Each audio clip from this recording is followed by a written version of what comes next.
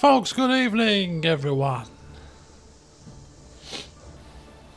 and welcome back to Crusader Kings 2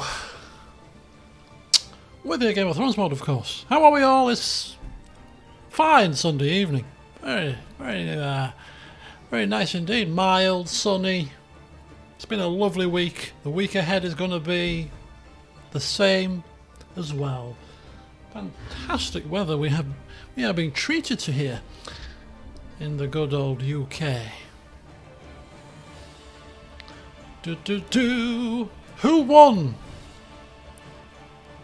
What, you mean football? Who won? We won. 6-3 I think it was. 6-2? No, 6-2. No, 6-3. 6-3 it was.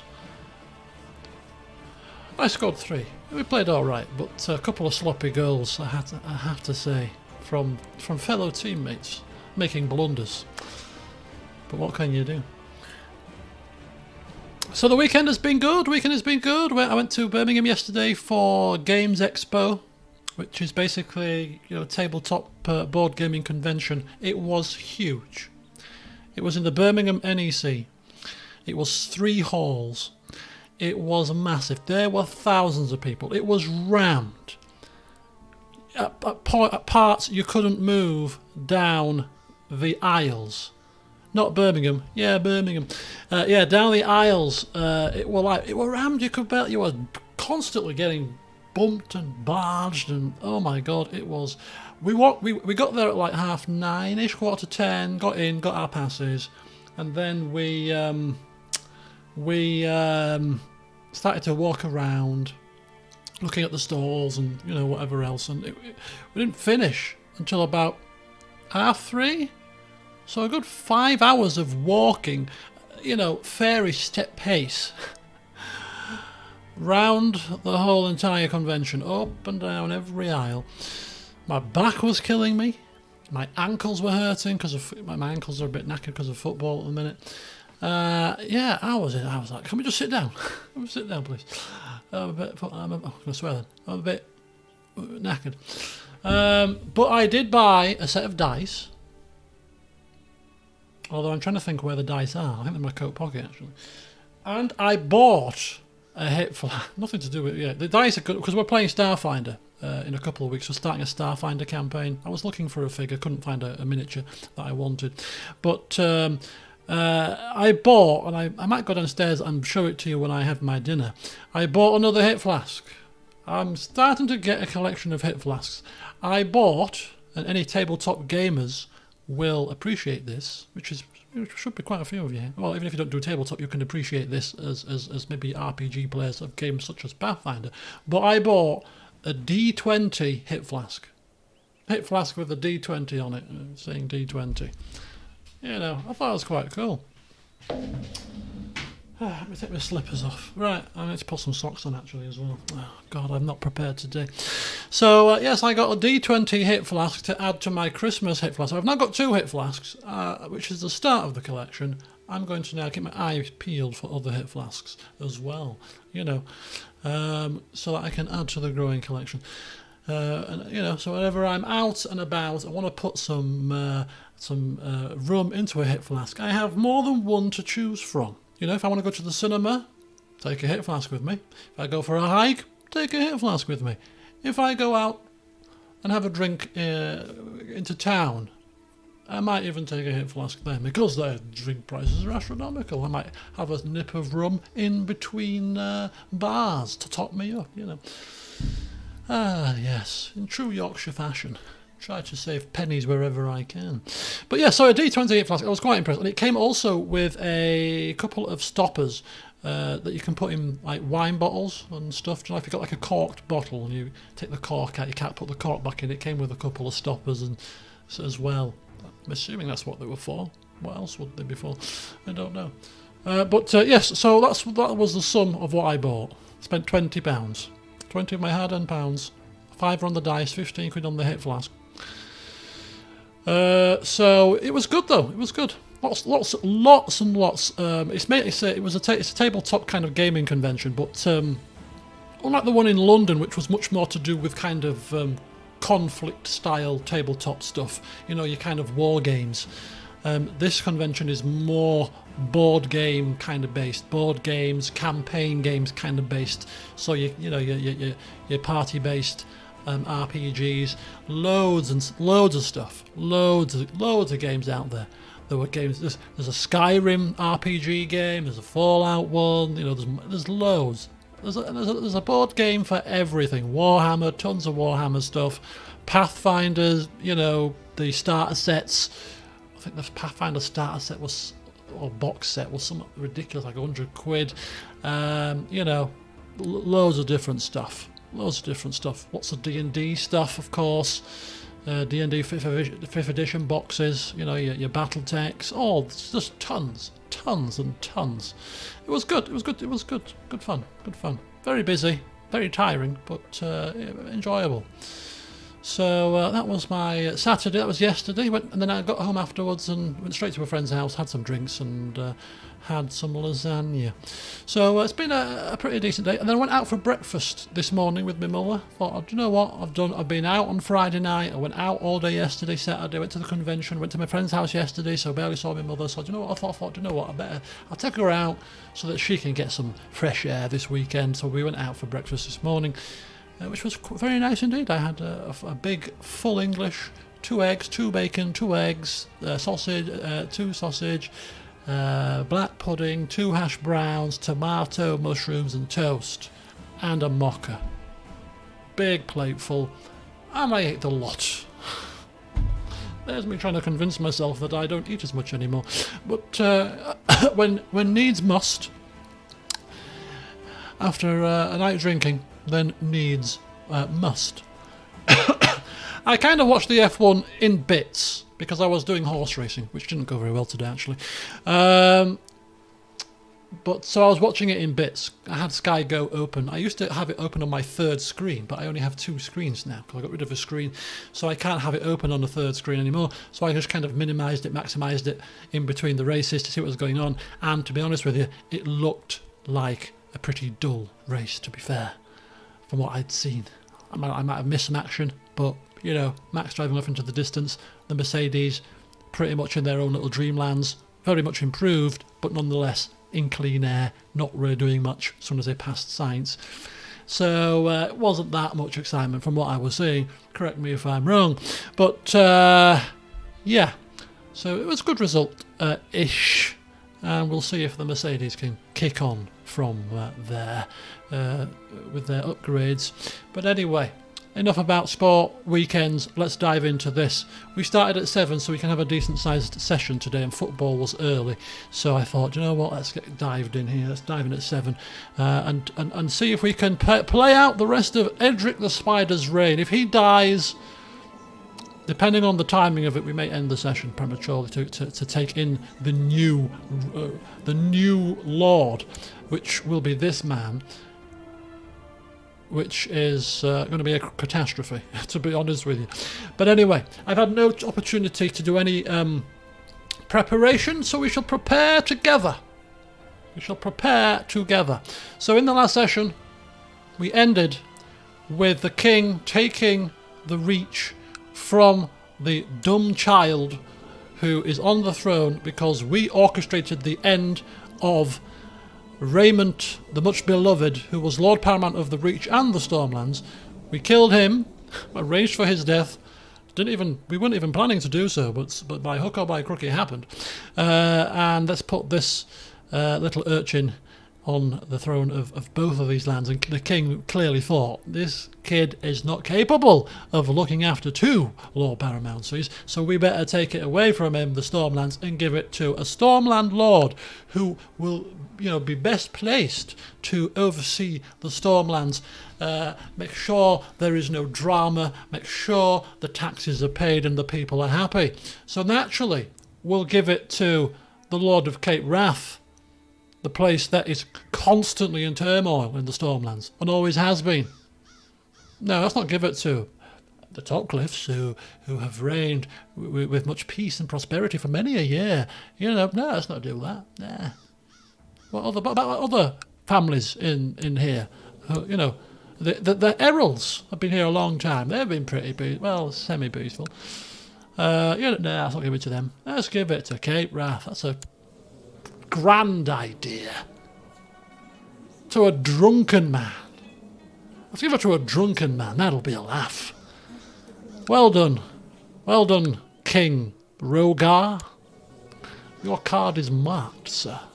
Severely marked. He's actually the Lord of Iron Wrath, I've noticed. Why is he the Lord of Iron Wrath? It's a very strange lordship to have, way up in the reaches of the north. Where's Iron Wrath? There. Yeah, Iron Throne have got a bit there. The North clans have got a bit of land there, and got a bit of land here. The Broken Branch. North clan's got a bit of land there. The North is looking a little bit fractured right now. Carhold seems to have a bit of independence going on. Is there a war happening here? Yeah, there's a war for the North. We're not interested in that, are we? Nah, of course not. Of course not. We're interested in things closer to home. At least I didn't give it to another Baratheon. That is very true. So we are the grand old age of 52, and we are in need of some further schemes and plots to see if we can orchestrate a way to put ourselves on the throne before we pop our clogs. So let's have a look at what we're going to do to sort that out then. Right, 52. Wifey is 61, still alive, and she's finally allied with us after not doing so initially. Our court is overflowing, which is fine for now. Still some people here that don't like us. Dickon's still in house arrest, is he? Or did we release him? I can't remember. I know that we got some money out of him. Right, vassal opinion. Not looking particularly spiffing, but it seems to be a little bit improved. So that's that. So everything looking semi-decent there. Sons, nice and content, apart from Orin, but he's the third child, so I'm sure it's fine. My brother Elquist still ruling parchments, and of course we have him also ruling. No, who's ruling here? We have our other son, eldest son, ruling Sharp Point. So yeah, we've got quite a little eclectic mix of lands, just kind of fragmented after the last session. So yeah, looking good. Right, now there's one thing I just wanted to check here. Apparently Rainhouse is going to pass to a different dynasty. Lady Ravella of Harvest Hall. Now she doesn't have any other land, so although it's going to pass from this man's dynasty when he pops his clogs and go to Ravella of Harvest Hall, I kind of still think, now correct me if I'm wrong, that even though it will go to a different dynasty, she will still be part of the Rainwood. She will still be our vassal because she doesn't have any other lands. It won't be a situation like last time where it's ripped away from us. It's not. It's just going to go away from the Hawkett family, which is fine. So we're quite happy with that. Doesn't make any much of a difference as who owns that, to be honest. We have no preference. Tarth, this man is still the heir to Dawn, so when he does take Dawn, Tarth will still be going, as things currently stand. His mother will still be on the throne, I take it, yes. Princess Morna. Morna of Dorna. She's 63, not got long left in this world, I feel. The council for us is semi-decent. We've got Castellan overseeing the realm. Justicar we have to repurpose. He was improving diplomatic relations. He doesn't have to do that anymore. Although technically speaking, should we improve relations with the king maybe? I don't know. It's a bit late now, isn't it? Because he's kind of given this land away. But if we orchestrate some kind of plot that basically gets this man, I don't know, to incite a revolt, maybe fabricate a treason at some point, and these lands get ripped away from him. Maybe having good opinion of the king, king having good opinion of us could be beneficial down the line if he ends up giving this land to somebody. It'd be nice if it could be us. So it's debating. Opinion of me 12. I'm not really overly... I mean, technically speaking, do we want to be in the good graces of the Lord Paramount for now and kind of...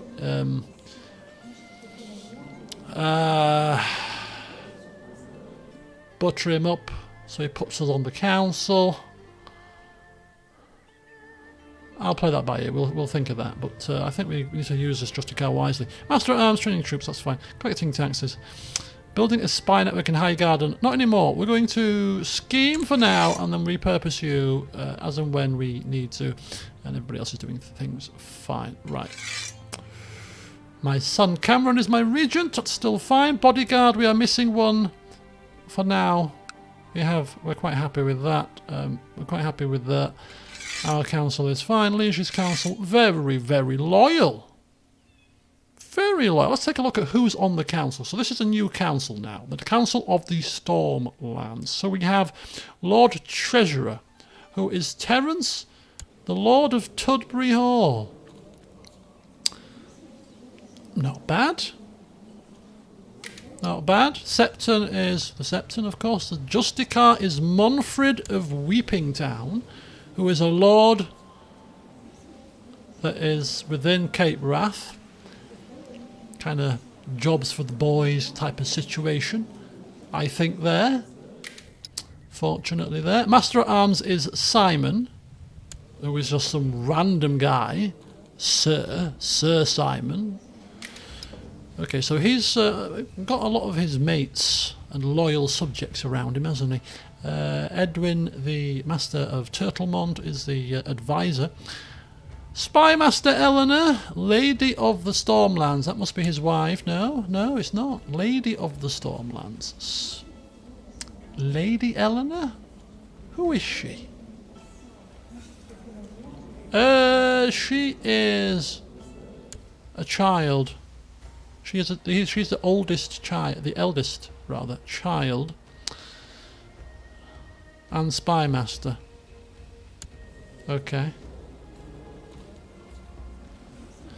I'm assuming that that's a pretty secure position for him, having his daughter keep a watch on things there. So daughter is Spy Master. Maester, and Castellan is some random guy. These might change. These might change when he's only just taken power. So when the time ticks over a little bit, maybe those things will change, because there's a lot of kind of low rank council members there, which I'm sure some of the powerful vassals won't be happy about. Anyway, laws, fine. Our military is pretty decent.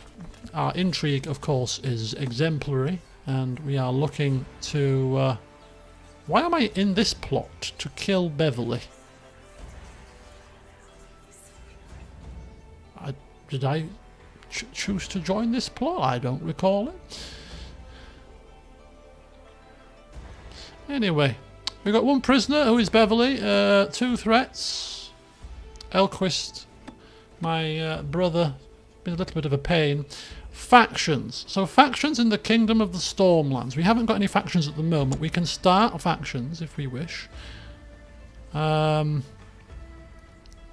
putting Lady Joanna on the throne really isn't the best option per se.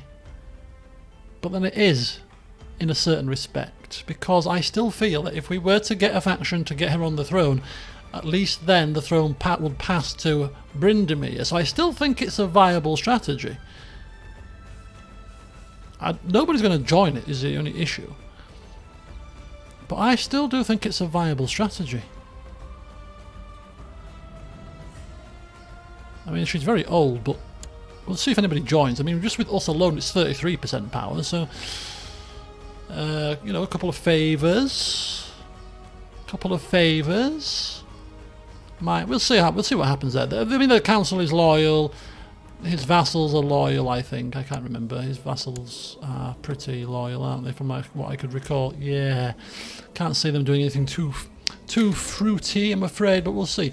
And finally, we are trying to join the Cult of the Stranger Society.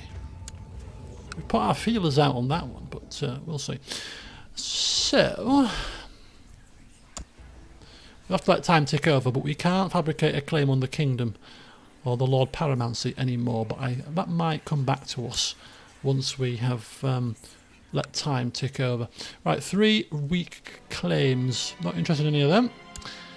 Ask courtiers to leave command house. I've got extort subjects. We might extort subjects this session, see how that goes. Give it a try. Unlanded sons, yes, Orin's not happy with us. Dick on the Mad, we are going to leave him now. We've extorted all we can for him. We are going to... Oh, we could call Beverly to trial. Then again, we can just keep her... keep her in the cells for a long, long time without a trial. Because why not? Got a favour on Elquist. So we could force him, actually, to... can't we, with a favour, force him not... Or basically force him out of the faction?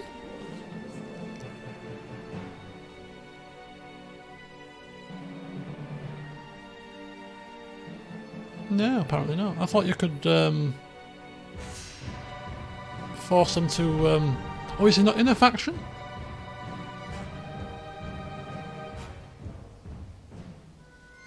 Lord Elquist for the Rainwood. Yeah, he's in a faction. I thought we could stop them from joining factions with a favour. Anyway, that's fine.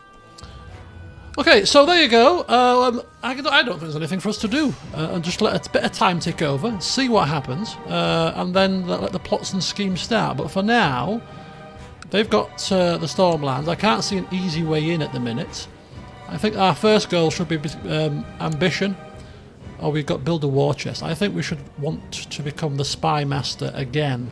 I think the spy master of the Stormlands should be a viable goal. In the meantime, we're going to spy on this man. See if we can feed some treasonous rumours to the king about this man and see what happens. In the meantime, I think we're going to do it. I think we're going to go with improved diplomatic relations with the king, because if we do manage to get some treasonous gossip, you know, from Walter the Rash, and he does get stripped of this, we want to be in the king's good graces. Just in case he decides he wants to pass that title on to another lord within the Stormlands. So I think that's the plan. Become spy master, get spy on this man in the meantime, see if we can get some good favour with the king, and take it from there. That is the objective. There's no particular objective other than cause grief for Walter. As much grief as we can possibly cause, we shall try to cause it. Can we plot to take the Stormlands via Claymore? I don't know. What do you mean?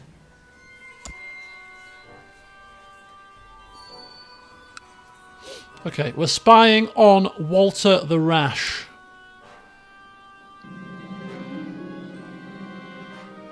Oh. Or at a tournament, apparently. Dickon got unhorsed quite early, and so did my son as well. Poor showing for the family. Never mind. Can't expect miracles, can we?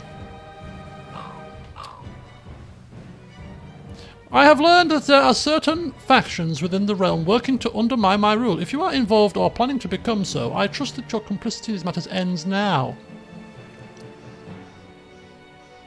Refused faction scheme. You refuse this outrageous demand. Ooh, he's basically not happy that we're in a faction. I mean, we're only putting the feelers out. Ooh. Oh, fine. Not a problem. Not a problem at all, my liege. Not a problem. We'll comply for now. It's fine. We have other machinations at hand that will be his downfall. We don't need to allow poxy factions. Okay, so my son Cameron, another poor showing, and my nephew, Sir Barristan, son of Elquist, also a poor showing, and my brother, poor showing too. we should really stop with the family joining these tournaments. Right, who's this? This is Alana Topcliffe. Who is she? My son. She's my granddaughter. She needs a focus. Let's give her a focus. Let's give her an intrigue focus. Because why not? We are an intriguing person. We understand that intrigues are very important to learn. Whilst preparing for the tourney, a young peasant boy is taken to helping with your horse and armour. I'm not in this tournament. You're not quite sure where he came from and how he came to start helping you, but he seems an earnest lad and eager to help. Perhaps he would make a good squire at age 12. Selwyn, unnamed, semi-decent stats, honourable, ambitious, diligent, a poor fighter. I can give him a focus. Okay, we'll give him a martial education, and we'll take him on as a squire. Why not? I haven't got a squire. I'm not going to be in the tournament. Ooh, we can place a bet. Ooh, who's in this tournament? Sir Willis... Where's Wardrobe Man? What was he called again? Or did he die? Monfred Topcliffe is here. Where did I have like... Where are my fighting men? Where are you? Sir Endro Wardrobe. Are you not in this tournament, Mr. Wardrobe? Where is he? He's not in it. He's not in it. Mr. Wardrobe perhaps is taking a breather. Right, okay, that's bad. Who else have we got in here? Who was the other pretty decent one? Sir Walter Sixhill. Is he in here? Ah, Walter Sixhill is here. He's got a fighting of 105. Lucian, the ill-tempered 70. I think we place a bet on Mr. Sixhill. I think we do. Why can't we bet? Oh, place a bet on Tony. There we go. We're going to place a medium bet of 20 golds. And that this should be good. Right, okay. Quality of education. Oh, she's my granddaughter, a lady in waiting. Just the very essentials. Just the occasional book. Okay, we're off. Right, come on, Sir Sixhill. You can... I didn't even see the odds, to be honest with you. Wardrobe should still be fitted.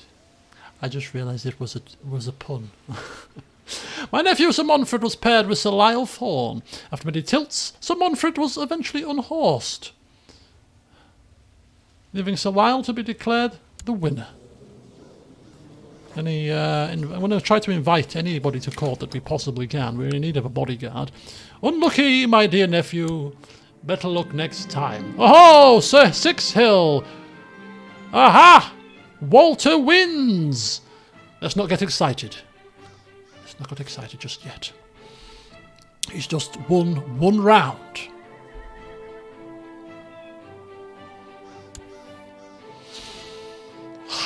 We breathe deeply and keep our fingers crossed. Oh, for flip's sake, man! You've lost! To Sir Caston Sand! Oh, I don't know why we put ourselves through it every time. Every damn time. Right, okay. We have a raven arrive with a seal of the Lord Paramount affixed to it. What is the news? What is the news? Appoint counsellor. Hang on, folks. Which position is he offering us? This could be the start of his own downfall. Hi, Admiral. Yes, keep us away from being spy master. What a wise ruler he is. Yeah, you can look after the ships. The ships? Yes, you can look after the ships. How about that? Oh, yes, I've always wanted to look after ships. Me? Love ships. The sails, you know. My father died at sea. I love ships. Hey, it gets me on the council, all right? It gets me on the council. We can start, you know, calling in favours, all that kind of jazz, when the need arises. Okay, so I found out nothing new and useful about Lord Paramount, Walter of Stormlands, but as my shady informant pointed out, there's nothing preventing me from making stuff up. He takes little boys to bed. Oh! So we can start some... Oh, now this is quite the horrendous rumour. I mean, I feel bad for spreading it, but needs must. Needs must here. We are at a time of great urgency. So we shall start some slanderous lies. That's a very slanderous, heinous lie, but hey, would we lie about such a thing? Why would we make up such a hideous thing? If it didn't there's no smoke without fire. That's what they say. Right, so Garland Flowers tilting, and Garland has been declared the winner. Oh, no, he's got 105 fighting ability, and he's not willing to come to court. It's a shame. The Knight of Flowers returns to us in a new guise. So Otho Gallister and Garland Flowers. So basically, yeah, unfortunately, so Otho has ended up dead, killed in a tawny accident. Such is the nature of these things. Very dangerous they can be. Okay, so we've got Sir Olymer Chester and Sir Hyle. Sir Hyle was eventually unhorsed, leaving Sir Olymer to be declared the winner. Well done, Sir Olymer. I should have probably put another bet on Mr. Flowers, shouldn't I? He fought well, but nonetheless he's still defeated. After many tilts over several days, only 2 knights remained undefeated. Sir Garland Flowers and Sir Olymer Chester faced each other in the final joust, and after many tilts of finely executed jousting, Sir Olymer was unhorsed, leaving the Knight of Flowers being victorious. So this is a regional tourney. He's got a weak claim on the on Old Town. Yeah, I don't want to come to court. Very happy with his liege Lady Calla. It's a crying shame. Never mind, sir. Well fought. Well fought through gritted teeth. Right, let's have a look at our intrigues now. Now that we've ticked a few turns over, a few times, we can no longer fabricate a claim on the kingdom. So we could last time, but we can't this time. So let's try to figure out why. Why not this time? What's the difference?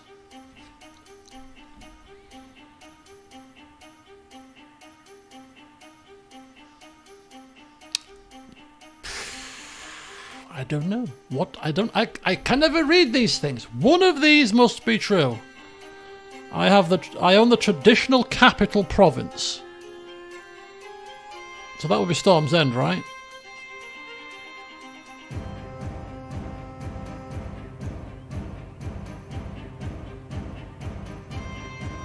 All of the following must be true.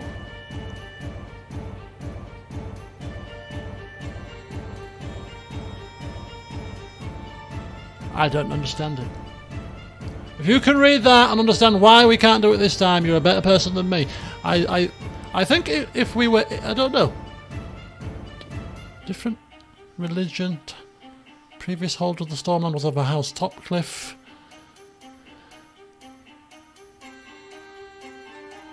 Right, I think we,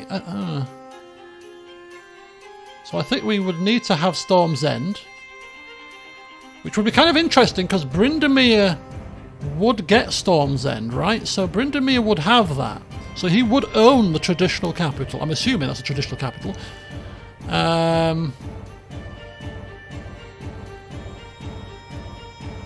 So I reckon... I need more time to decipher that. I reckon if we get Storm's End, that's a good start. And then we can see what else we might need. But basically, that makes no sense to me. Not a jot of sense. I don't even know what we need to do there to get that claim back again. But it's fine. It's fine, we don't need it. We're making slanderous rumours. We're trying to get the king to like us a little bit. I'm sure it'll be fine. The jousting is finally ended. Right, if he dies, who would become the heir? The heir is a 19-year-old. And then after him, the heir would be... line of succession, would be a lady. That's a lot. That's two killings, right? If we kill 2 people, we get a lady on the throne, which might cause a bit of unrest. And then again, it might not. Because she's a Baratheon, so... do we want to go down the line of killing people? I mean, ultimately, what is it to kill this man? 92.6%. It's pretty decent. And that's without even bribing some people. I reckon we could get that done. If we wanted to. Do we want to?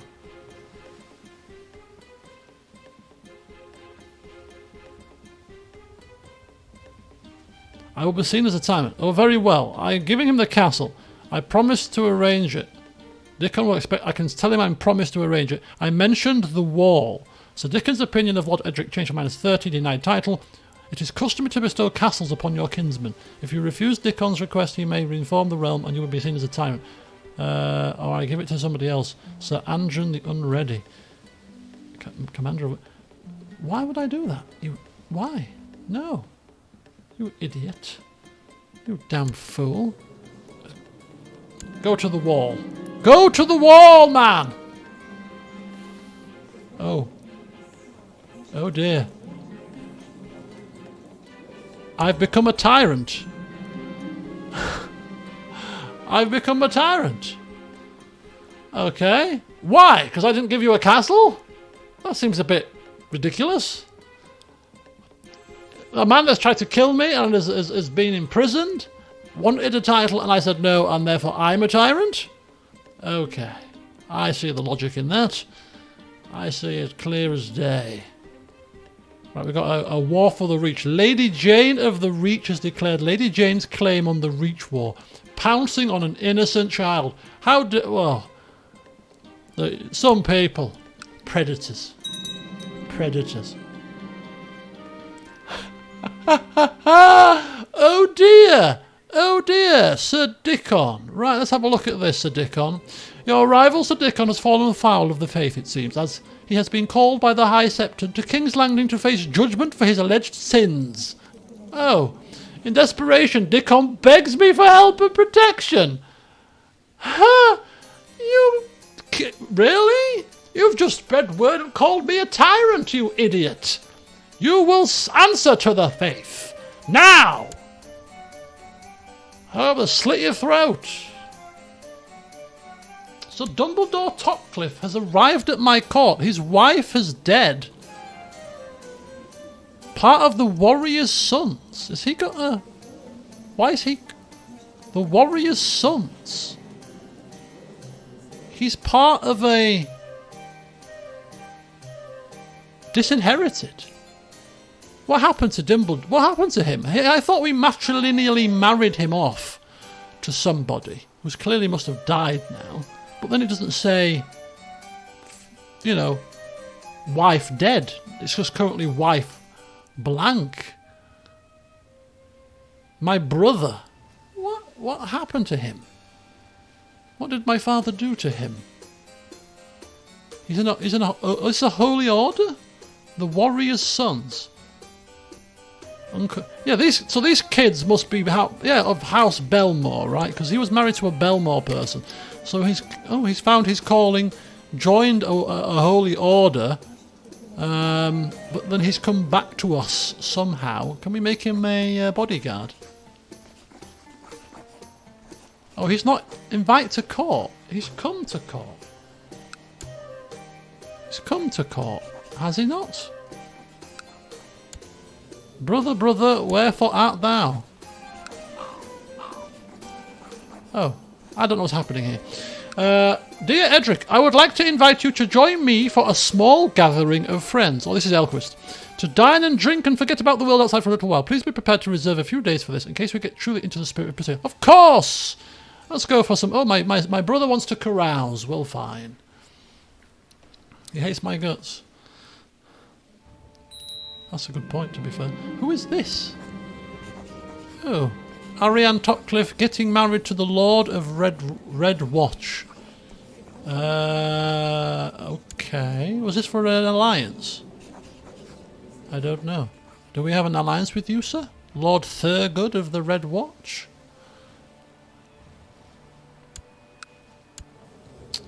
No. Maybe we'll have one now. I don't know. High Garden Trial by Combat. Norman Ball. Oh, this is the fella that was... that we spread rumours about. Got him imprisoned by Raymond. Now asking for a trial by combat. So Jason was slayed. Uh-oh. Norman has been taken into custody. Oh, he could be losing his head soon. He could be losing his head soon. And that was all started because of a malicious rumour.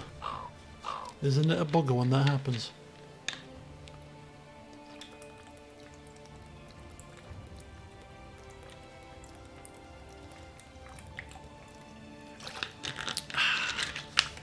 Isn't it a bugger when these kind of things happen?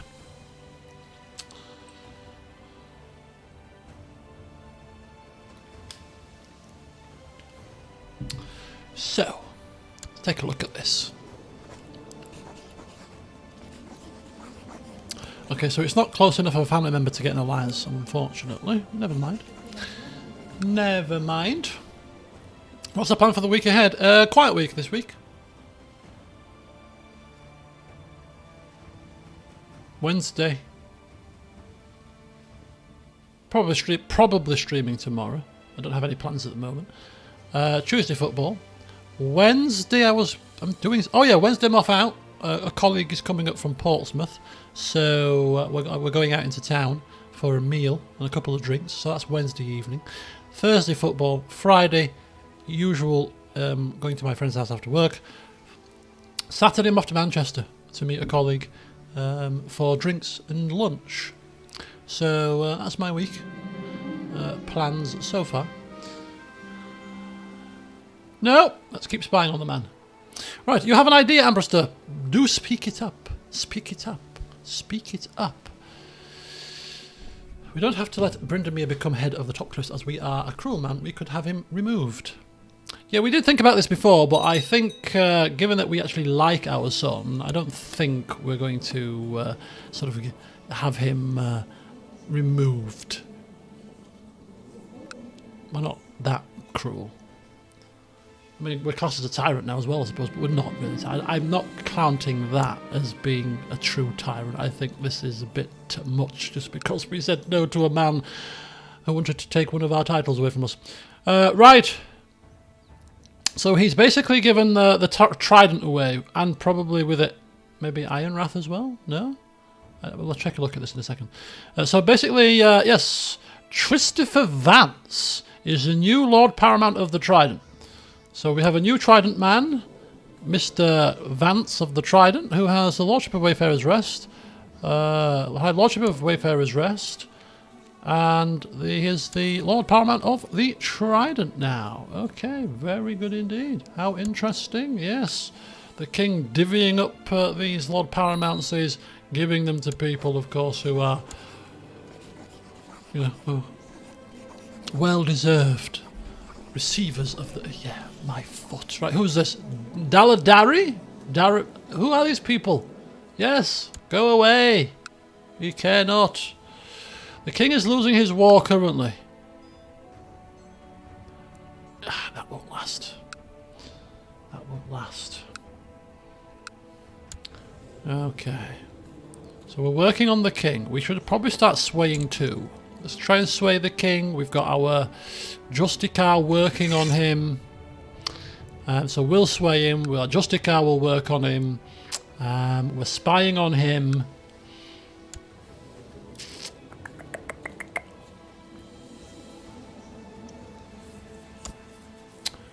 Okay.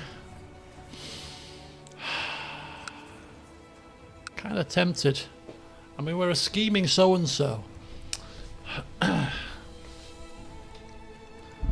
of want to... Do we want to start killing? Do we want to killing people willy-nilly without a purpose? It's a bit much. But in 2 lines' time...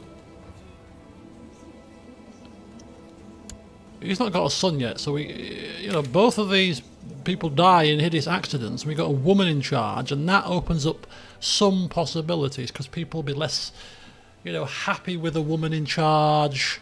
It might open up the possibility that factions might have a bit more of a success chance, cause a bit of instability in the Stormlands, and with instability comes opportunity, doesn't it? With instability comes opportunity. So, kind of think it has to happen.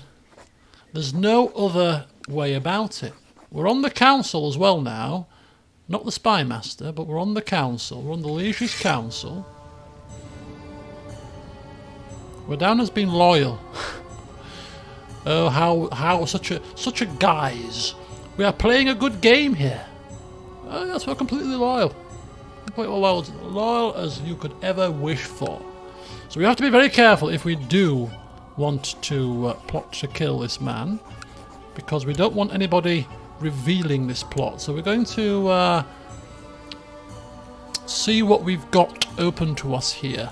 So we've got Harwood, the Castellan, can be swayed, who is shy, diligent, envious, greedy and stubborn. So to bribe him will cost a little bit because he's greedy. 15 actually, not too bad, and we've got 12. So he's bribable at 33%. He doesn't seem like the kind of person that would blab about anything. We've got a couple more people down here. We've got Delonna, we've got Revella. She's envious, slothful and gluttonous. Revella here is just a courtier. She's brave, envious, gregarious, and she's got one leg. So there's a few people to bribe. I think we'll wait and we'll bribe this man first. See what happens there. I mean, there's a chance that this will be... what do you call it? Revealed anyway. Very good. Oh, my ankle. Let's sow the seed of chaos. That's all we can hope for here. So we're trying different things. We're trying to sway the king, get the good favour on the one hand. We're trying to spy on this man. We're trying to kill this man as well.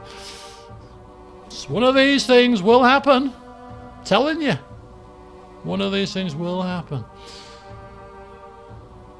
Okay, so while all that's going on, we're at a feast.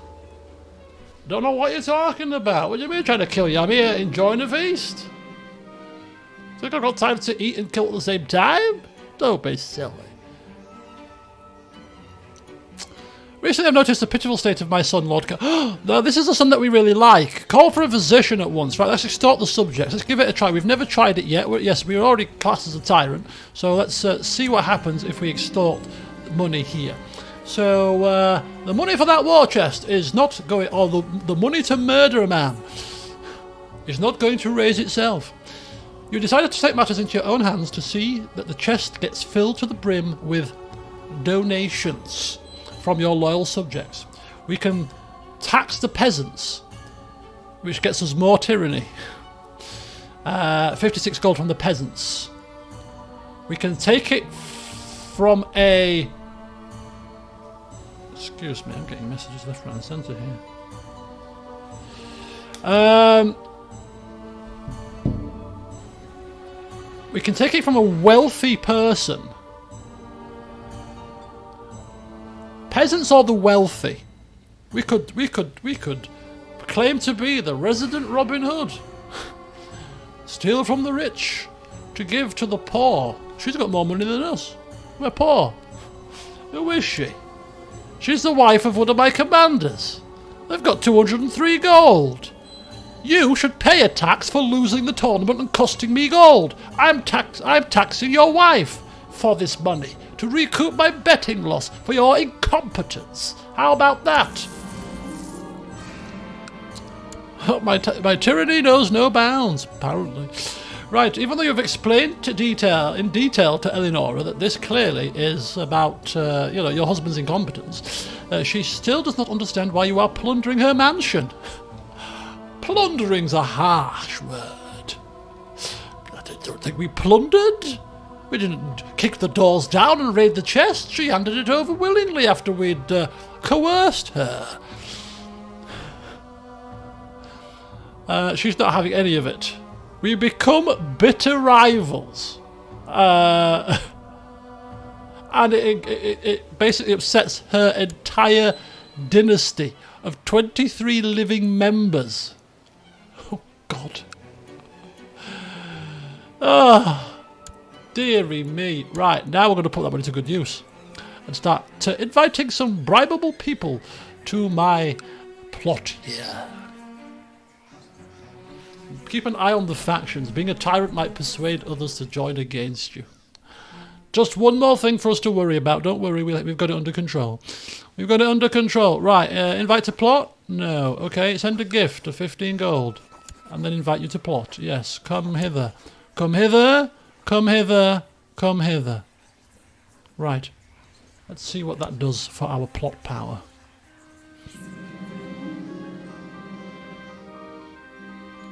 Is it the drink? Is it something someone said? I don't remember, honestly. But someone has to pay. Fight! Who are we fighting with?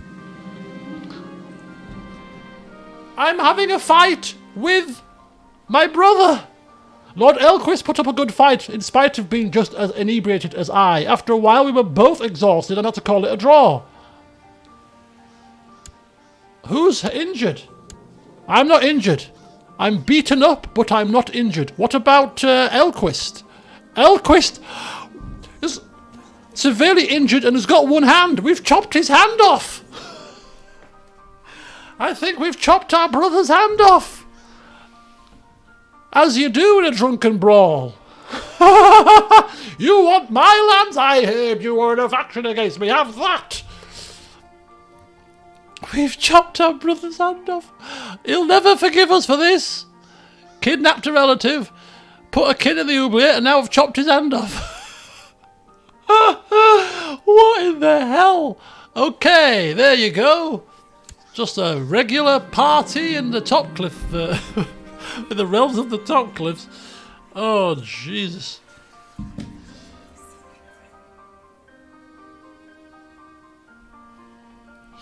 My snoops overheard Lord Paramount Walter of the Stormlands as he told shocking lies about his rightful liege. Inform the liege. He sleeps with young boys and now he is slandering you behind your very back. You cannot have such a man ruling. He has publicly denounced. He has been publicly denounced and humiliated. Yeah, enough to remove him from positions of power. I mean, is this the kind of man you want running the show? I mean, if I was in your shoes, I wouldn't stand for this. I wouldn't stand for it at all. I don't think he can just rip the title away. It'd be. Oh dear, someone has been beheaded. Has he won his war? He's winning that war. Okay, we'll see what happens to this man. We have the plot to kill him. It's 125% power and one backer. Is that enough to get it done? Or should we go for another couple of backers? It's over 100%. I don't think we have to fire it off through the menu, do we? I don't think so. I think these auto-fire, these murder plots. Let's have a look. Can we get him excommunicated? No. Not yet. Let's keep spying. Let's keep spying. Are we still the Lord Admiral? Yeah, we're the Lord Admiral. Little does he know. We are feeding malicious lies, rumours, plotting against him, plotting to kill him. What happened to Dickon? What did happen to Dickon? Where is Dickon? Dickon, has he gone to the wall? Where's Dickon? Was Dickon... Who is... Where is Dickon? No, hang on a second. Who was Dickon to me? Was he my uncle? Oh, wrong one. There we go. Uncle Dickon, where is he? Where are you? Look at that background. He is at court in Queen's Crown. It's part of the Night's Watch. He's gone to the wall. He's gone to the wall. I think he needs at least 2 backers. Right, let's go for another backer. Let's go for another backer. Let's go for another backer. Let's go for another backer. Let's go for another backer. 14%. Gluttonous, slothful, envious. Courtier. I think she'll do. Invite to court, invite to plot, send a gift, 15 gold. And then invite to plot. There you go. Right, that'll do. Lord Grants was introduced by a mutual friend, and we talked for quite a while. We had differences in a few arguments, and we found common safe ground. I began enjoying myself. Lord Grant seems like a decent person. Why not? We could do with a friend or two. We could do with a friend or two. Hello, Liv, welcome. We could do with a friend, at least one friend, to have our back.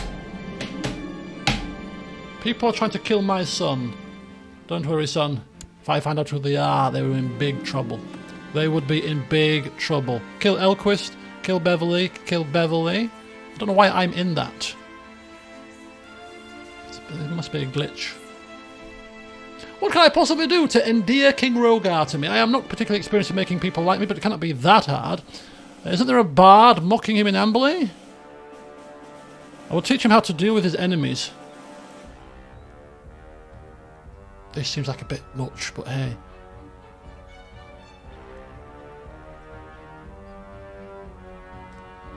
Send him ahead. Send him ahead of somebody that was being spreading malicious slanders. Or teach him how to deal with his enemies. Yeah. This could be us trying to get him to deal with his enemies in a most unpleasant manner in the hope that he does that to Mr. Cape Wrath. You know, people that spread treasons about you deserve their heads lopping off. Just saying. Just saying. Your Grace. I think I've got a point. I know I do. I wouldn't stand for it, personally. Wouldn't stand for it at all. Stamp out that treason. Otherwise people think you're a soft touch. That's what I would do. Not that you should take notice what I would do. Of course, I'm only ruling a little high lordship in the grand scheme of things, but let me tell you. Ooh, he seemed to have been a bit put off by my thoughtful present. Nevertheless, he thanked me for taking the time to prepare it. We've softened him. Oh, he could see some of the benefits. Oh, we've lost a maester. Oh, that's not very good. That means we're going to have to pay for another one now. Send for a maester, 20 gold. Happy days. God, you need money for everything to run this realm, don't you? We are figuring out. How did my father do it? Everything costs money. Want a maester? Yes, send a flipping 20 gold. To the citadel. Ah, yes. Want a septum? Send 20 gold. Want to kill somebody? Yeah, it costs 30 gold. It could cost more if they don't get a move on. Right, 139% 2 backers. That should be fine. Okay, let's spend some time with the king. We are desperately trying to convince him to like us and deal with his enemies in a most heavy-handed way. Right, we've got Harris. Not the best maester. Not the best maester, must say. But it's what we've been given. It's what 20 gold buys him, I'm afraid. Oh, now we're spending time with the king. Ooh, yes. Talking private. I have a few things to tell you, Your Grace. I'm sure this will go down very well. Come, sit down. Bring forth the food, please. Yes. Now let me tell you something about a man called Walter. That's right. So King Rogar's opinion of Lord Paramount Walter, minus 20. Ooh. Well, hello, Ollie. Ooh. We can finally talk in private. Let's talk in private. Yes, let's do that. Pathfinder Game of Death. Somebody died again? Not you again, Ollie, surely. I tried my best to be conciliatory with the Rogar, but we simply couldn't come to an agreement about how being on the council of Lord Paramount Walter the Stormlands is a sort of drag sometimes. Oh. Well, that didn't go too well. Ah, this is the risk of swaying. Sometimes it's not good. Okay, it's fine. It's fine. Keep working. Keep working. We're not the best person when it comes to talking. We're shy after all, aren't we? To be honest with you. But we're working. We're working on it. I got critted for 46 damage by a ghost librarian and went unconscious. Okay, who's this? This is my grandson, Ronard. We'll need training, tutelage. We'll need a focus. We're going to focus him on... oh, hang on. We're going to focus him on pride, councillors, noblemen, groom for rulership. He is the... No. Left to his own devices. Merchants, mathematics, guards, retainers, diligence and duty. Oh, we'll go with that one. Who's next? Elquist, what's he doing now? What is my brother doing? I've chopped his hand off. What more can we do? Should we imprison him? What's he done? What's he done? Kill Lord Elquist. This is Lady Eldara. Elquist wants to rescue Beverly Topcliffe. Ah, that's why. Oh, he wants to get her out of prison. He wants to get her out of my prison. Oh, brother, you silly fool. Oh, we'll leave him be. I mean, it would get rid of him if he was to become a... his stump got infected. Yeah, he's got an infection. Yeah, must be the open wound. What is highest? Oh dear. Septon Harris. Have a favour. Have a favour, pal. We'll keep this on the back burner, because if Lord Elquist ever get this faction that he was in, which is no longer a thing actually, but if it was to ever... Oh, I can't join a faction because I've been dissuaded from joining factions because of that request from Walter, and I said, okay, fine. Yeah, if ever any factions come up with my brother in them, we can imprison him, which would end the faction quite swiftly. So we'll keep this as on the back burner as a little, something in the back pocket. Why did I chop my brother's hand off? Well, he invited us to a feast. We had a feast.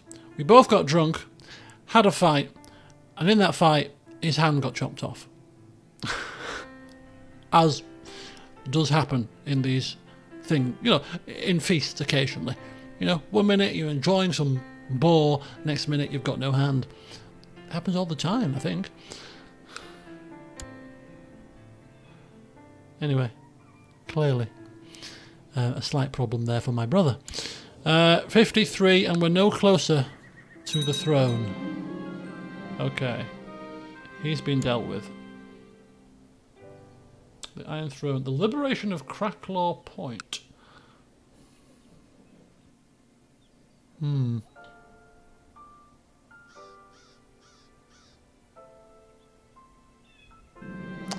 I have learned from my little birds that Lord Paramount Walter plans to travel the realm incognito for a lark, mingling with the common folk. He will only be protected by 2 loyal friends during his little adventure. A great opportunity to have him abducted. We're not trying to abduct him, we're trying to kill him. I mean, we have no reason. We don't want... Bring me Lord Paramount Walter alive. I want him dead, not imprisoned. What benefits would we get from bringing him imprisoned to me? That would end very badly for me, surely. When he gets out of prison. Kill him in my prison. Killing him in my prison would be an act of tyranny, says the tyrant. Whereas if I was to kill him unbeknownst, that wouldn't be tyrannical. It would be a suspicious accident. Have we got the right plot on? Don't tell me I've selected the wrong flipping plot. Yeah, kill. Kill, not abduct. What do we think? Should we turn this down? Or should we bring him in chains? I mean, talk about an act of... Oh, God, let me just send this message to somebody, and then I shall let you talk about this decision very briefly. We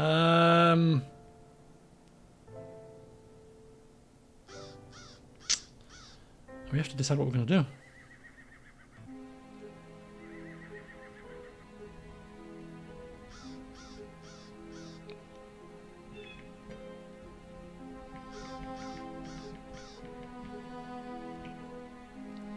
Sorry about this, folks.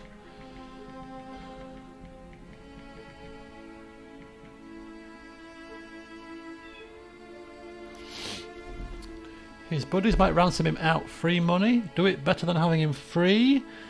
Well,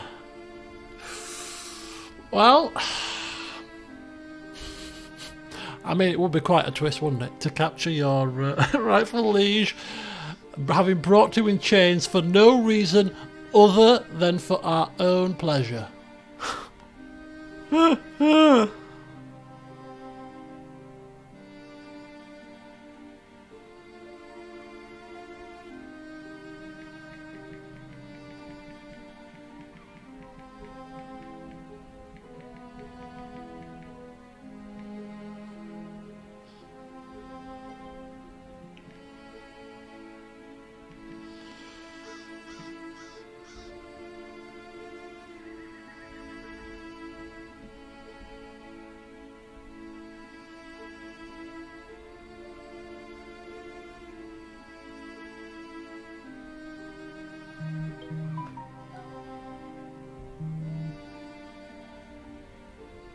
Okay. That's done. Okay. 15 gold. I'd wait in case it becomes public knowledge. I know.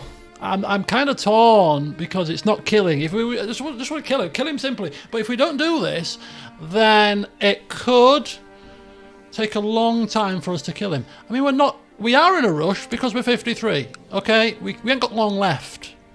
I mean, this is clearly causing a black stain to the family if we get caught out here. But hey, what can we say? We're probably slightly, I say desperate, it's not quite the word, but we want to be Lord Paramount. We feel slighted that we weren't given it by the king when he's gifted it. It is a risk indeed, but sometimes you've got to take these risks to advance for the betterment of yourself, for the family, for the family. Oh my God. Let's go for it. Oh my God. If he gets away and we get found out, oh my God.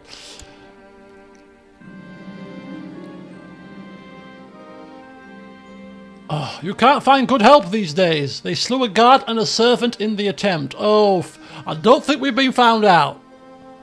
It's okay. Lord Edric, I hereby invite you to attend the Tourney of Mistwood.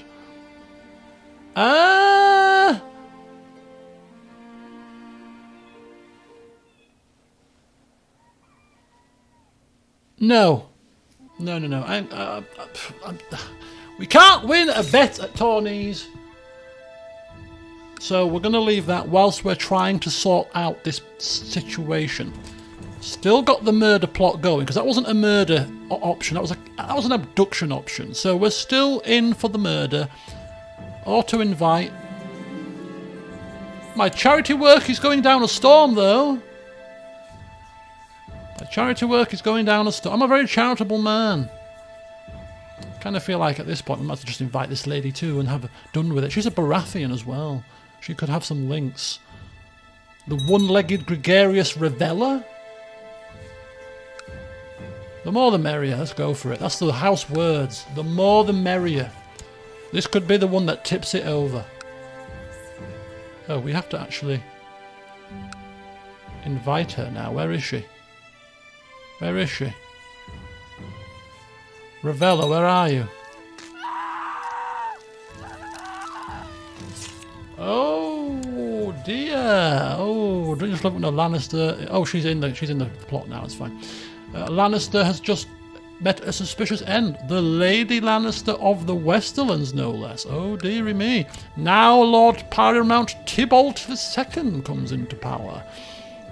With his 43,000 men, he's diligent, trusting, content, humble, and a falconer. Bit slow, but his vassals seem to like him. So a new Lannister is in power. Still have this little child. Oh, look, he's got one intrigue now. Oh, how they are in for a rough ride. Osric II still in charge here. He's got cancer, still has cancer. Of course, we've got the new Tristan, and Theodore Stark of the North, who has his hands full. Only got 3,000 men. The North is a royal mess.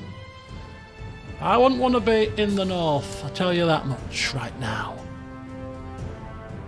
Maybe we should go to the North. It'd be easier to deal with, to become Lord Paramount. We'll become Lord Paramount of the North. We're gonna emigrate to the North. Ooh, hang on. One of my informants, a young soldier with more vices than he can afford, has managed to gain the trust of Lord Paramount Walter and stands guard outside his door. Time to get rid of him in a most violent manner. That would be expedient indeed. Expedient indeed. Get him killed.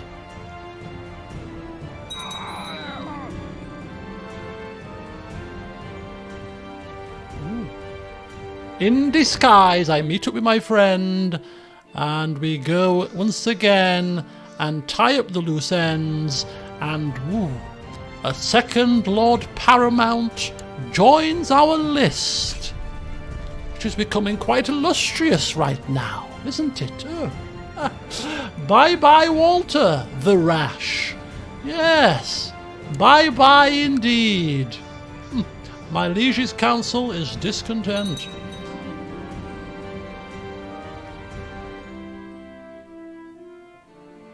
Let us stop the time for now and see what is happening down here.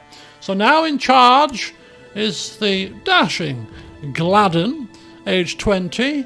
How do your vassals think of you? Oh, a little less liked than his father.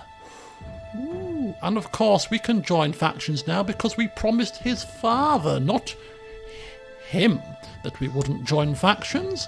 Right, we're going to go with the Lady Joanna faction again. 44%. If we could get a couple of backers here and get over 100%, we could probably force this, you know. Can we... Buying favours. Buying favours could be the way to do it.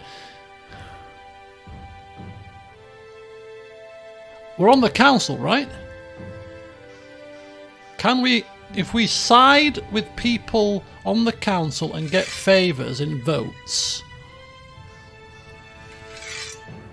Request council support, no. In exchange, you will owe him a favour. I need them to ask me to help. Anybody that asks me, can you help us in a vote? We're saying yes. Yes, of course we can. Of course we can. Come forth. Right. Okay, so...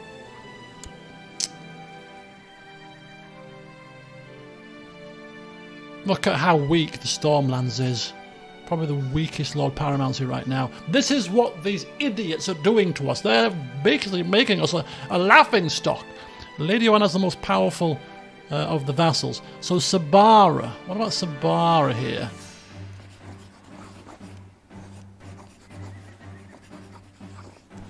We've got an alliance with her. Break non-aggression pact. Send an insult. Request excommunication. Plot to invite legitimacy. Legitimacy? Request council support. Dissolve alliance. Right, okay. Sabara, Ronard. That's the Tarthy fella.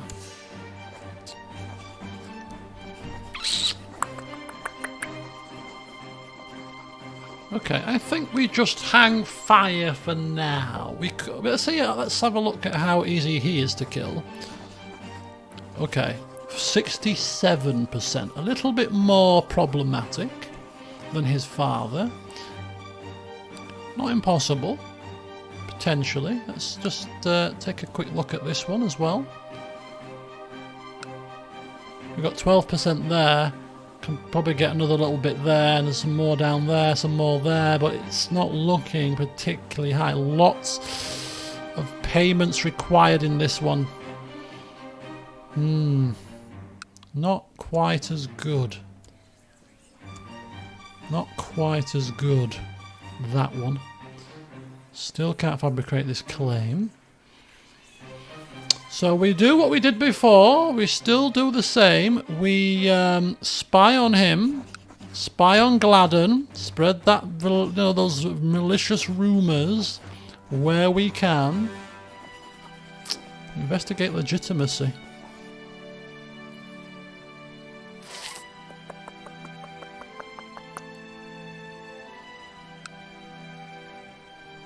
Independence.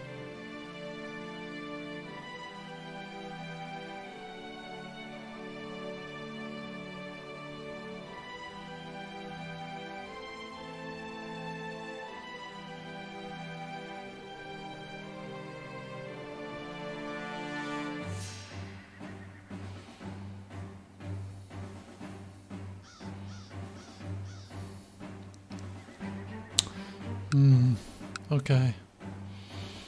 Not looking likely? No, it's not. But time may well have things develop. So let's just be patient. We will spy on him, see what secrets he's hiding whilst we continue to... Septon? My Septon has been given a seat on the Council of the Most Devout. It's the first time we've seen that.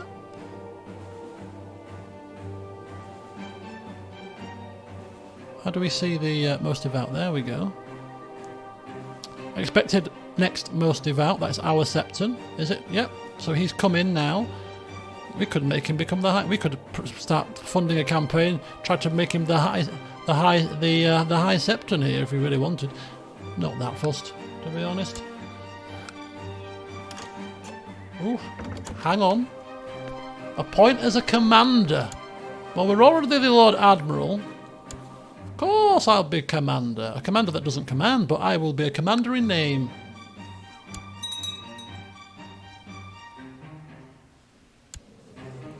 What a strange eye patch. Is that your real eye? Can't tell. It's quite realistic, that. Lots of exiling going on here. Lots of exiling going on. Okay.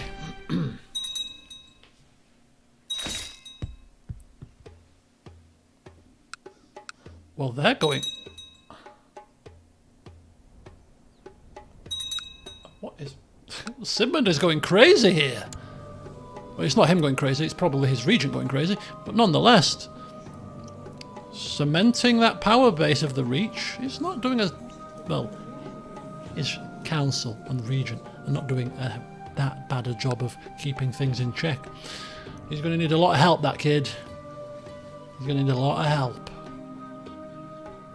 Okay.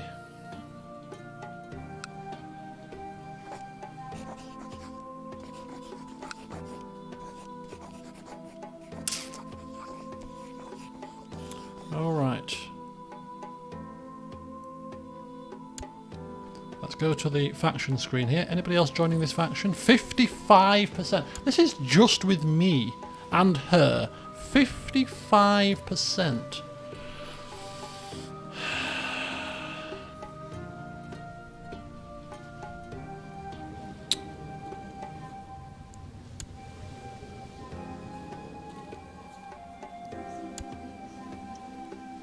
Guana, Sabara. How much to buy a favour here? 125. Jesus.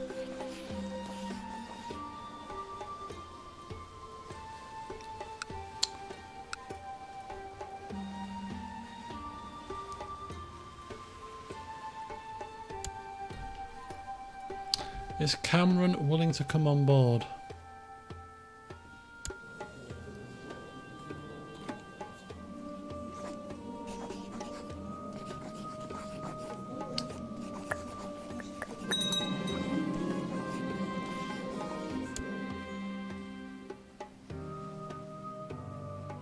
Oh. So my spying on Lord Paramount Gladden of the Stormlands has revealed his complicity in a shadowy plot to replace Lady Sabara as Master of Whisperers. Oh.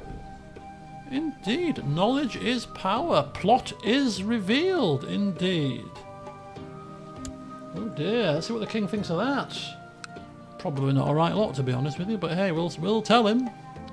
We'll continue to dish that dirt. Could we spy on those we need a favour from? Get some dirt.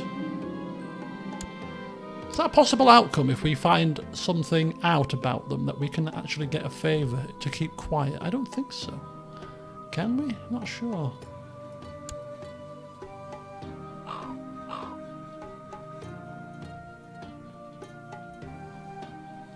My grandson Ronad is responding very well to my tuition. Right, my dinner's ready, so bear with me. I'm just going to pop down, grab my dinner, and then we shall be back.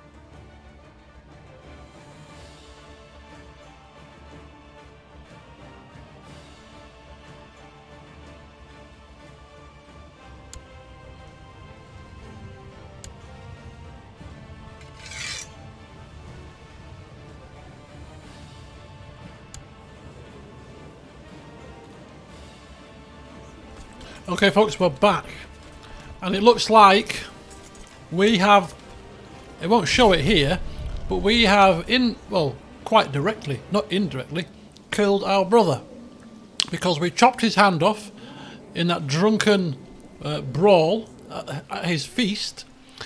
He had his hand chopped off, caught an infection in his chopped off hand, what was left of it, the stump, as Nagisa said, and he's died from that infection. So essentially, we killed him. But it was his fault for inviting us to a feast, and he probably riled us up.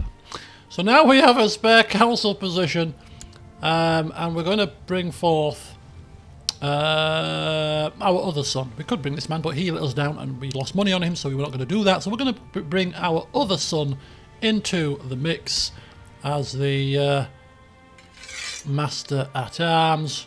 Let's train some troops in Amberley. Let's get this job done, and let's crack on as where we left off. So yeah, Barristan, who is our nephew, our brother's eldest child, is now of course taken over as the Lord of the Parchments now, of course, because his father bit the dust. So new Lord there, not making much of a difference. He doesn't actually like us very much at all, because many people don't like us very much at all, because why would they? We're a tyrannical, selfish kind of person.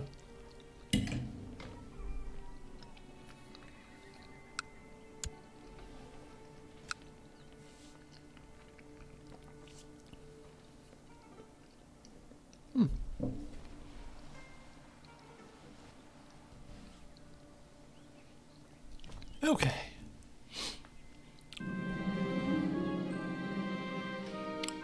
Wars in the Vale continue onwards.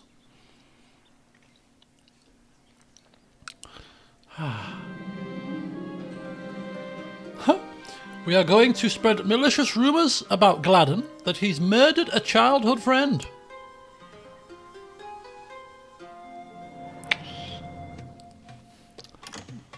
Oh dear. Ooh! Who's this? This is Sabara Karen, the second most powerful faction vassal in the Stormlands, asking for council support. Oh, you will owe me a favour if I vote with you. I've always liked you, Sabara. I've always thought you were a very wise woman. I accept wholeheartedly. Yes, I accept. Whichever you're voting on, I agree. I agree wholeheartedly. Oh, by the way, do you want to join my faction, my dear? In return for my council support? Of course you do. Of course you do, dear. Right. Let us see the position now. 108%. Oh, if we could get one more person in this faction and present the ultimatum, it should be game over. It should be game over. Lady Joanna becomes the Lady Paramount once again. She's in Storm's End, so the council, the centre, the capital goes back to where it should. Its primogeniture is the Lord Paramount, see, which means Brindamere could get it. Oh, we could even push it now and probably win with 108% on 3 of us. I reckon. It's a bit risky though. I would want a bit more certainty. We could install, demand installation of claimant.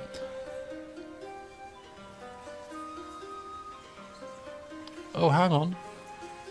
Supported claimant is Lord Edric. Supported claimant is backing the faction. Supported claimant does not have the same liege. How does that work?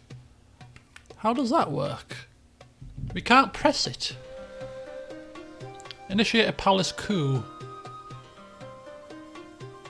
Why can't we do this? So it's either got to be me.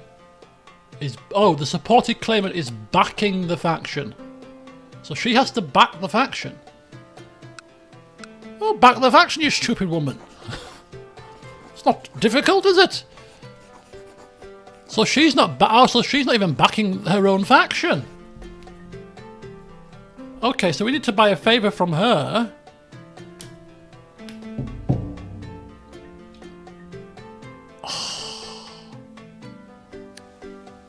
She's my wife! I feel like we should be able to convince her to back this faction without too much of a fuss here. Her numbers have been added to the... I'm sure her numbers are added here, no? How much men does he actually have then? He must have like less than 20,000. He's got 9,000 men! So this is basically me and Sabara. We need her to join this faction. We can do it easily, but we can't press it. We have to have her... We need her to join this faction. We need to basically get 125 gold. We can't extort subjects. We can extort subjects again. Extort the peasants. 60 gold. I'm sorry, peasants. I'm sorry. This is urgent. This is urgent. The peasants have paid additional taxes. They even elected a leader who started asking questions. They would now have to starve. No, peasants! No, don't worry. It is a temporary measure. It is a temporary measure, peasants. Don't you worry at all. Uh-oh. Amberley's suffering from a smuggler's ring. That as well. And now we've ticked off the populace slightly. Don't worry. Triple taxation. It's in the Rainwood. Local revolt risk 5%. It's fine. The peasants don't know what's good for them. Clearly, us pushing this faction is good for them. Right, we need this to happen before Lady Sabara removes herself from this faction. So we need another 20 odd gold. How can we get some more money? Quickly. How? Still a dragon egg. We can't get a loan. Take a loan from a vassal. Take out a loan. No. I've dishonoured people. Can't get a loan. Any ways to get a quick book to the Iron Bank? We can't. We told them all to swan off. When we came into power, we refused to pay back my father's debt. Oh. Some blackmail or something. Must be something open to us.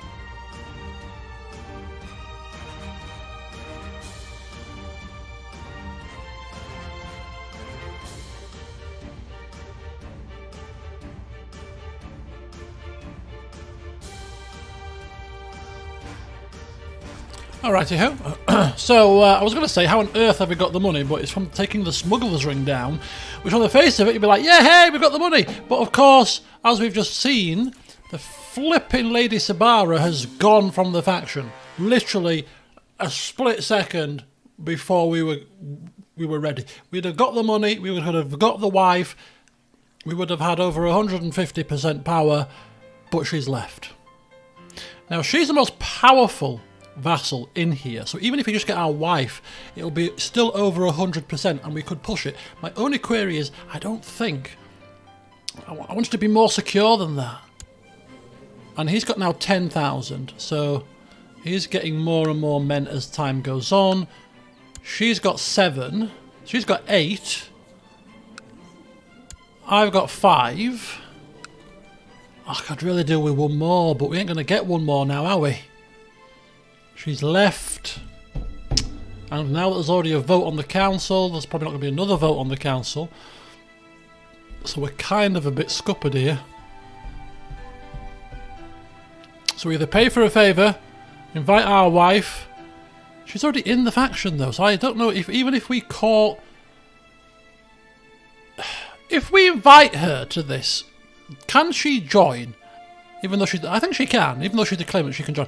So I don't know whether she will be able to join if she's been blocked from joining factions. So again, this is kind of that kind of game mechanic kind of situation here, which is always a bugbear of mine. I'm just going to randomly save it. So I don't want to pay for it, and then she turns around and says, "Oh, I can't join." It's like, yeah, and it's my wife as well. Here's 125 gold wifey to join the faction. That's going to benefit you. It's not going to benefit me. I don't want to do it. Yes, you do. I didn't enjoy my time as Lady Paramount. I didn't enjoy it. I'm happy just to be ruling over Storm's End now, in my own little world. No, no, no. Think of the family. Think of the family. Right. Okay. Buy a favour from my own wife. This is so wrong.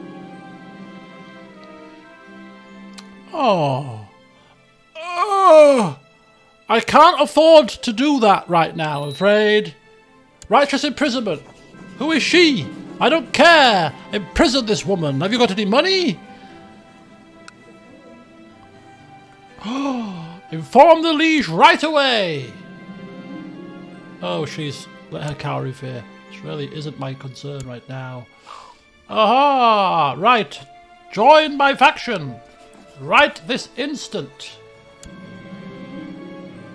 Okay. Blackmail him out of factionalism, which is not what we were hoping to see. We were hoping a bit more strong arm there, but never mind. 168%. Okay, folks. We have a decision to make. Oh, no. Oh, there we go. Palace coup. We have to be the regent for the palace coup. Demand installation. Send ultimatum. I'm not. Are we ready for a war right now? Are we ready for a war right now? We would rely on her men not cocking this up. We have no allies outside of the realm. So before we push this, should we be seeking an ally from outside the realm? That could tip the balance massively. If we could get an ally from outside the realm, like really quickly. He's got no allies. Do we have anybody that we could marry off?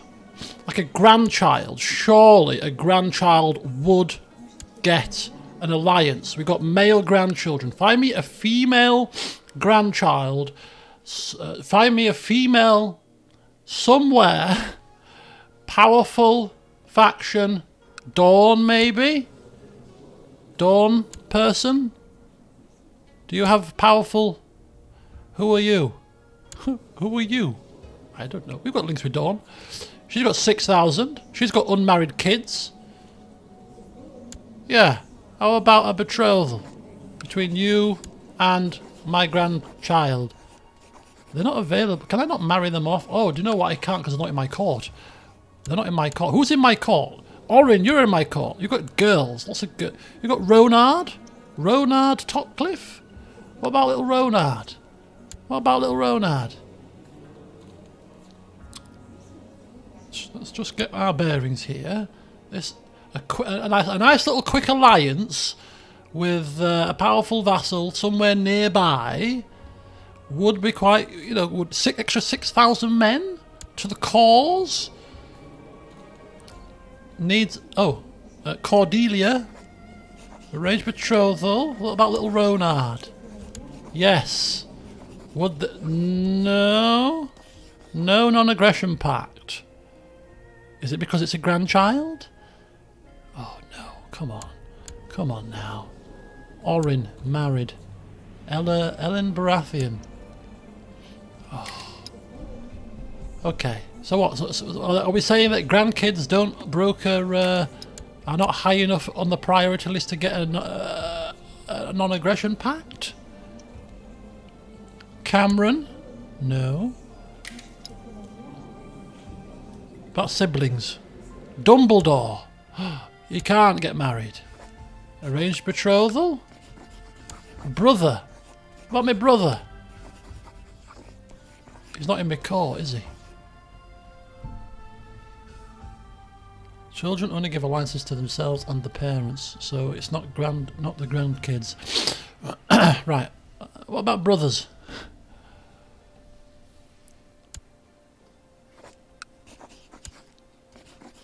Only marry him to courtiers.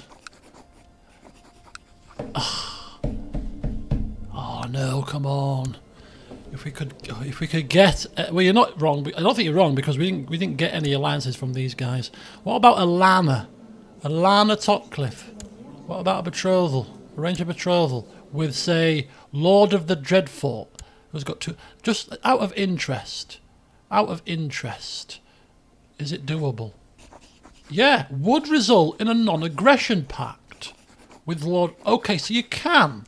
She's a granddaughter, can get a non-aggression pact there. Right, okay, let's try it again then. Let's maybe try it with somebody from the Reach, a bit closer. Let's just go with the Reach here. Let's have a look. So Simon. So you got this guy, Theomore of Old Town, quite powerful. He's got a sister, Elia Hightower. What about a betrothal between... I don't know, how about... There, look, would result in a non-aggression pact. Maybe because it was Dawn, I don't know. Maybe there's something wrong with that Dawn person. So this is Ronard. What we're going to do... Oh, he's got a Valyrian steel sword as well. Hightower, 7,000 men. This is 4. This is 6. She's 13. Let's go with a 6-year-old here. Right. Okay, I kind of think that... Right, okay, so... Okay. This is so far so good, I think. Right. Marry a grandchild. Yes. Except would result in non-aggression pact. Right, let's get that done. This needs to happen quickly. This needs to happen very quickly here. Very quickly. I don't care about the tournament. I think we should pull out of this tournament right now. Right. Alliance. No, I need to raise the opinion to get the alliance. Oh, I'm beginning to be ill. I'm beginning to be ill. Right, I don't have enough to give him a gift. How much is it for a gift? 117 to get a gift. Right, where is he? He is Old Town. Old Town, Old Town, Old Town. Let's take our Justicar to Old Town. Raise that opinion. I kind of think that we shouldn't sway because we're crap at swaying, so we won't bother swaying, but we're going to try to see if we can get some cash over to him somehow, and also hope that our Justicar raises that opinion to get that alliance. This is the trouble when you're not liked very much. These kind of things happen. It's fine. It's fine. It's fine. My wife is still in the faction, that's fine. Okay, I think we should just... Even if we go to war now, I think we should press this before he gets more men. I think we should press this now, and we can work on the other guy as the war's going on. We actually have 160% of his power, so we should be okay. I mean, can we get mercenaries? How much money does he have? He's got not a penny to his name either.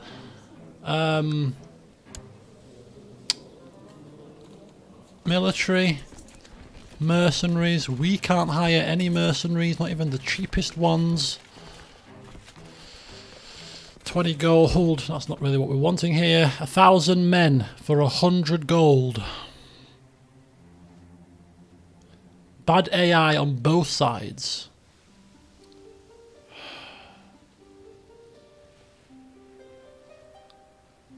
Okay, this is assuming that he doesn't concede. I can't see him conceding at 160%, but we could be dying in a second, so we have to act swiftly here.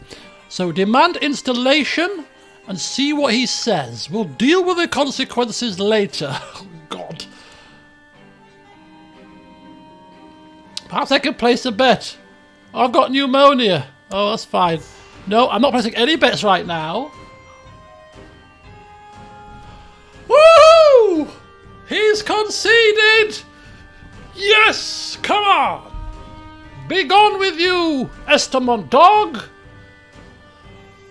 Excellent! And look at that! And a message about a point councillor. Be that... I want you to be my High Admiral, husband.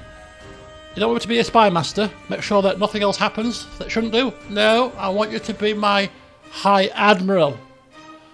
Fine. We're on our deathbed. Right. Now, if we really wanted to be cruel, and in a really cruel twist, I actually like her, so I'm not going to do this. We could kill her to ensure my son takes over.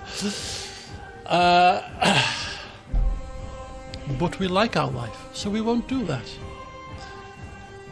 So let's have a look at the succession law of the Kingdom of the Stormlands. Brindamere Topcliffe is indeed next in line. The thing is, if we do end up killing her and our son does take power,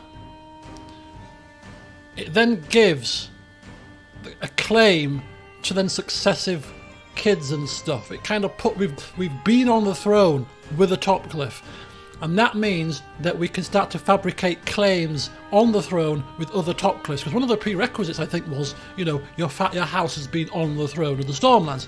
If we have just one Topcliffe on the throne, I think it will make life a lot easier for us in the future, having those kind of claims.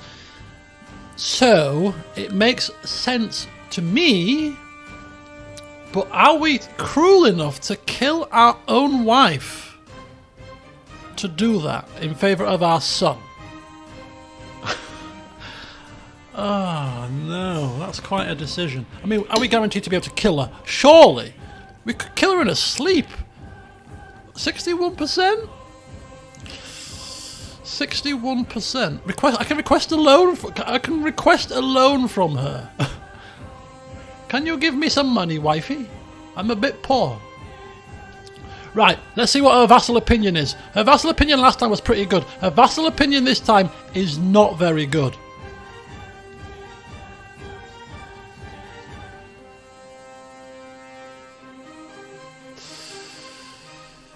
I think we have to focus on making sure she doesn't lose this, because she's not very well liked.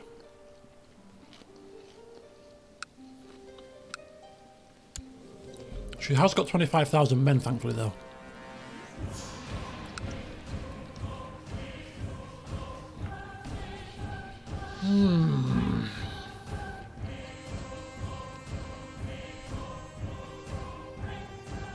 What to do? What to do? What to do? Now, I'm not going to kill her. She's 63. She's probably going to die a natural death at some point anyway.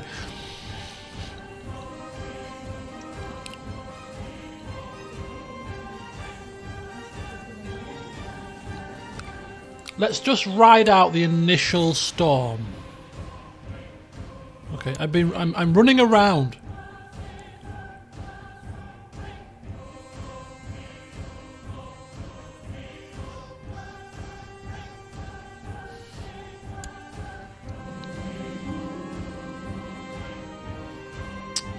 My son has lost. My nephew's been eliminated.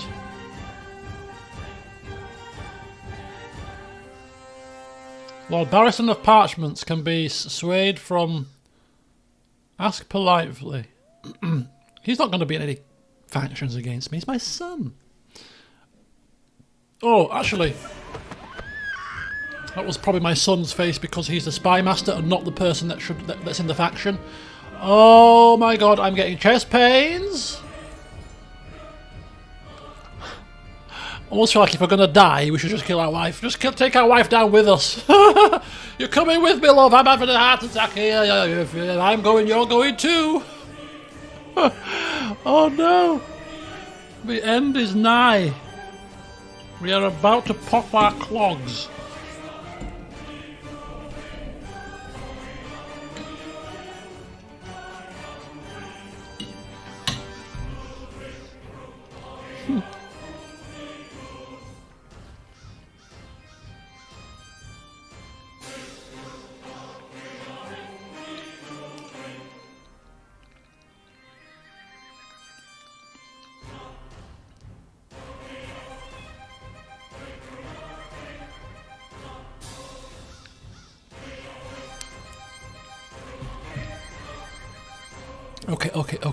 Okay.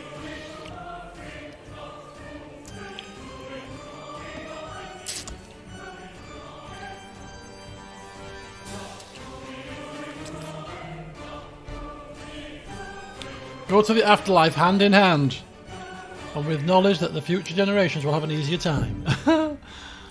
Oh, man.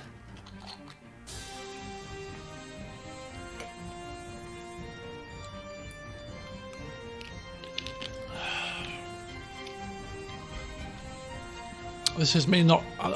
This is not me committing to this, but I'm intrigued as to 79% potential plot power.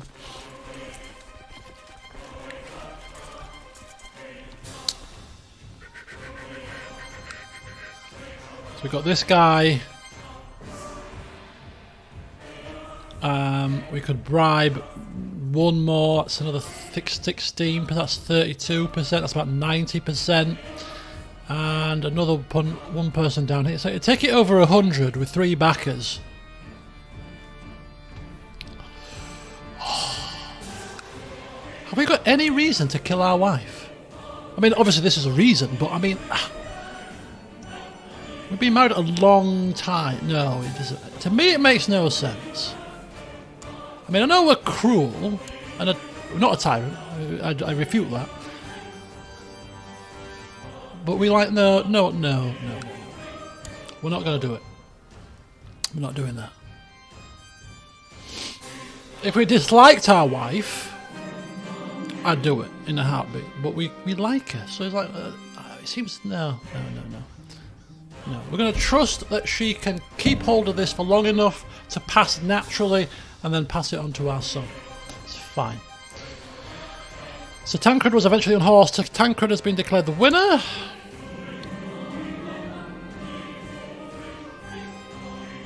I have gained more intrigue. I have got now 32 intrigue. Who is still in this flipping tournament?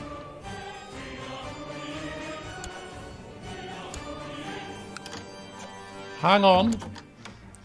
Fight to plot. No. I don't need to plot anything other than my own plots, thank you. Sir Arthur and Sir Tancred Lonmouth. Sir Tancred is gone. Sir Arthur wins the battle. Come to my court. No. Fine. What about you at 95? Do you wish to come to my court? No, because nobody likes you. Okay. Now, technically speaking, it says there, I am King Edric the Spider. Because I am married to the Lady Paramount. So, I mean, even that itself, even though it's not me, technically speaking, as the Lord Paramount, we actually are still sat atop the high table with our wife, who we like. It's pretty good. Life can't be, you know, it's not too shabby, is it?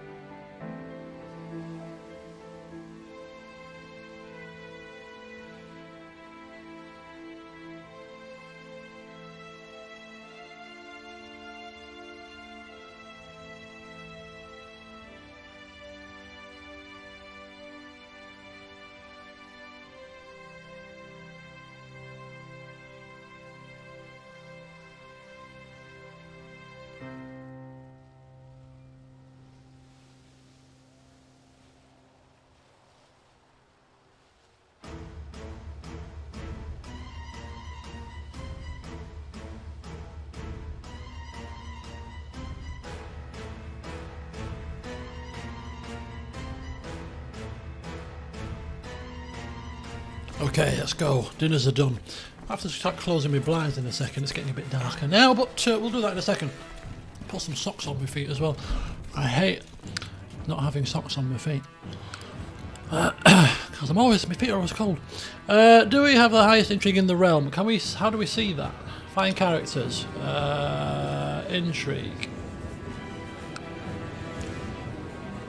Yeah, we do. Yeah, we do. We are the highest intriguing person in the entire realm, and to be honest with you, can you refute that after what we've done in our short time in charge? I don't think you can you? 2 Paramounts down, my own wife placed back on the throne. Yeah, I think we've got it pretty well mastered, this intrigue malarkey. What about the whole world? That was the whole world. This is the whole world. Oh, that's search all. There you go. In the entire world. The most scheming, backstabbing, spidery little urchin that's walking this earth right now. Excellent. Right. There's nothing for us to do. We just have to make sure that she does not lose it. I want her to die as a player. I'm not going to kill her myself. I want her to die, though. I want Brindamere in charge. Although, technically speaking, I mean, this man comes in... Oh, Brindamere's got rash, stressed, and is ill. Little Oliver is only 13. It's not looking marvellous, but at least he's got potential to be a little bit better when he gets his education focus. Should we let Bethany out? I think she's learnt her lesson now. She's probably safer in prison. Two people are trying to kill her. Should we call her? Should we call her for a trial now? Is it time for her to be tried? Has she suffered enough? Oh, exile, execute, release. She hates us. It's too risky. Can we call her for a trial? Yeah, call her for a trial. You can have your trial now, Beverly. If you're found guilty, though, God help you. Trial by combat and is subbing in her champion to Amberley. She wants a trial by combat. Oh dear. I've got a sneaking suspicion Mr. Sixhill is going to be coming down the aisle as my champion. Yes. Let's see how your champion fares against this man, shall we? Ah, Beverly, you've got no chance.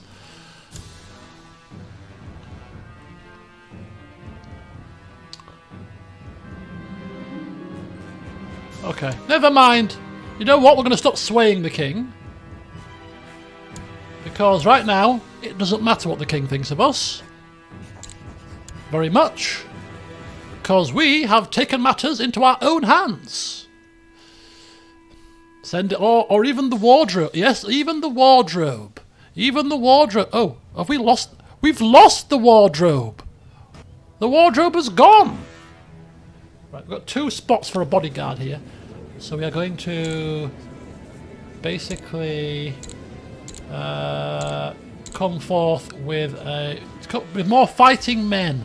So we've got Theo, Commander, Stormlander, 70 fighting ability, 50, 70, it's pretty decent, 90, Sir Harlan Swan. Anybody with a beard that's plaited clearly has to be invited to be my bodyguard. Big beard game going on there. Not to be trifled with, this man. Not to be trifled with in the slightest. 85, couple of 85s there. Let's get some bodyguards here. Call forth the bodyguards to our side. Put the feelers out. We've been to many tournaments. Heard on the grapevine, you know, who these people are. Right, so we've got Lunmouth, he's a Stormlander, so we know about him. He's a Stormlander, so we'd know about him. Reachman, a little bit less so, but do you know what? Let's get Theo over. Let's bring forth the Stormlanders. Let's keep it in the Stormlands here. Just like my father and his father before him did. If in doubt, trust it to a Stormlander. Right. Bodyguard. Thank you, Mr. Swan. Come forth with your wife and kids. Oh! Pay the ransom? Not a problem. She can come out now.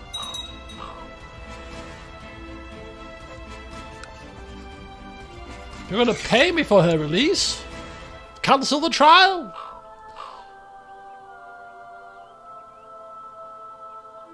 My brother, oh, my son. Mercy, show mercy.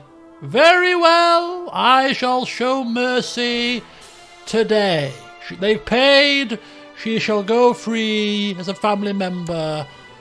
But if she puts a toe out of line, rest assured, she'll be back in those cells and dead before her feet touch the ground. All right? Don't say I am not a kind man when I choose to be. And I choose to be kind today because I am King Edric the Spider, alright? That's why I feel in a good mood. Ha ha.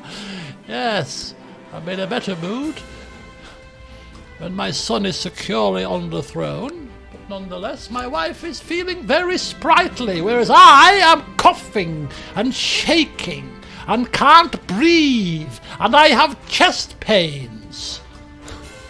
Oh no, we're gonna die before our wife. Oh, treatment.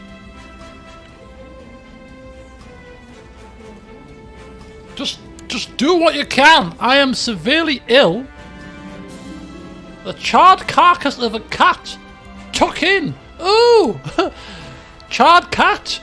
What a lovely cure for pneumonia. I feel better already. Want to chop my balls off as well just to make sure? No? Okay.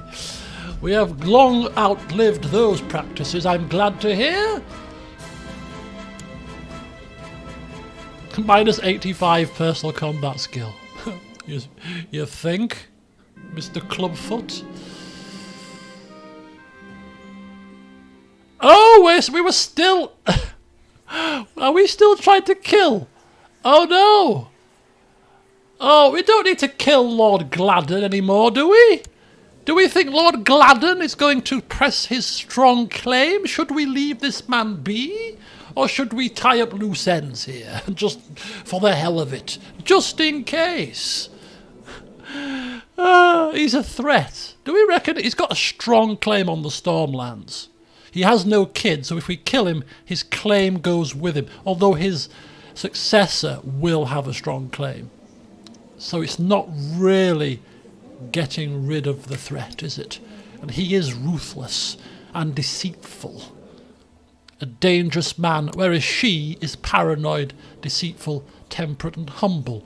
And a craven, less likely to do anything stupid. Well, like father, like son, let us tie up this loose end, because we cannot have anything thwart my wife's reign here. Oh,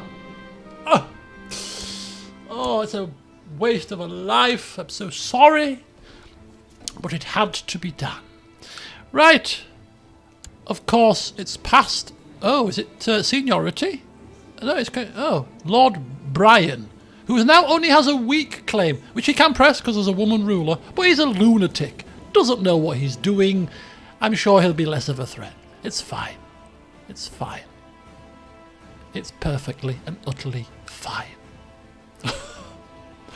Killing people for fun. Another one bites the dust. So Gladden, dead. Walter, dead. Raymond, dead. Anybody that we set our sights on ends up 6 feet under. Good job we like our wife, isn't it? Otherwise she'd be soon joining them. Somebody's been thrown out of the moon door. Right, little Josiane Topcliffe. Who are you? Oh, another granddaughter. Who's your bloody parent? Oh, it's Orin, my youngest son. Oh, how very good.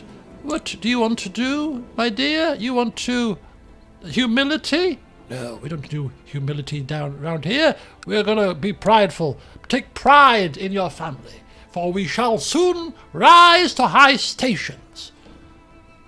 There's no time for humility. It is a time to stand proud, stand tall, lift your head high as a Topcliffe. For far too long this family has been overlooked by those Baratheon dogs. Well, now is the time for change, I say.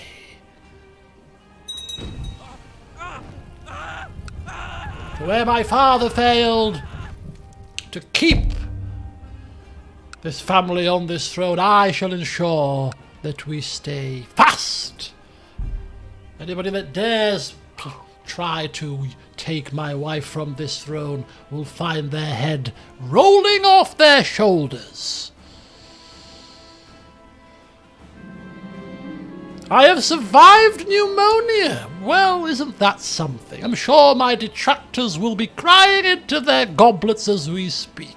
They were hoping to see the back of me, I quite assure you, but I still am here. and smiling with my hair lip.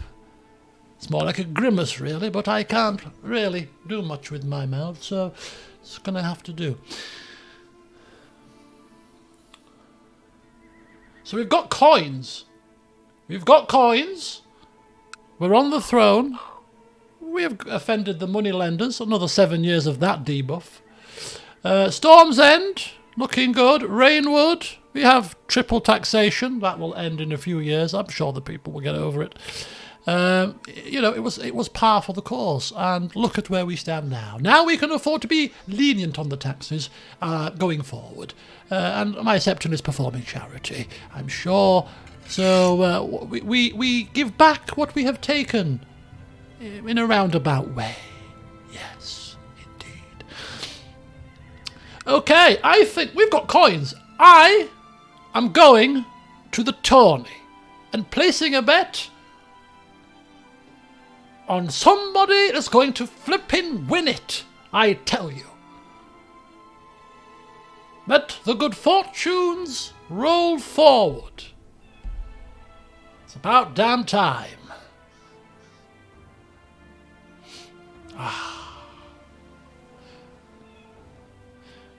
You do know that as soon as we are Lord Paramount, the series ends, well, this season of it. So, you know, if Brindamere does go on to the throne, we might only have a couple of sessions left of this, which is perfect for the timing for my holiday, I suppose.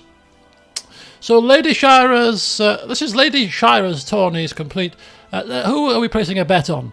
We've got Sir Tancred Topcliffe. We've got Sir Walter Sixhill. It's a local tourney. It's a local tourney, right?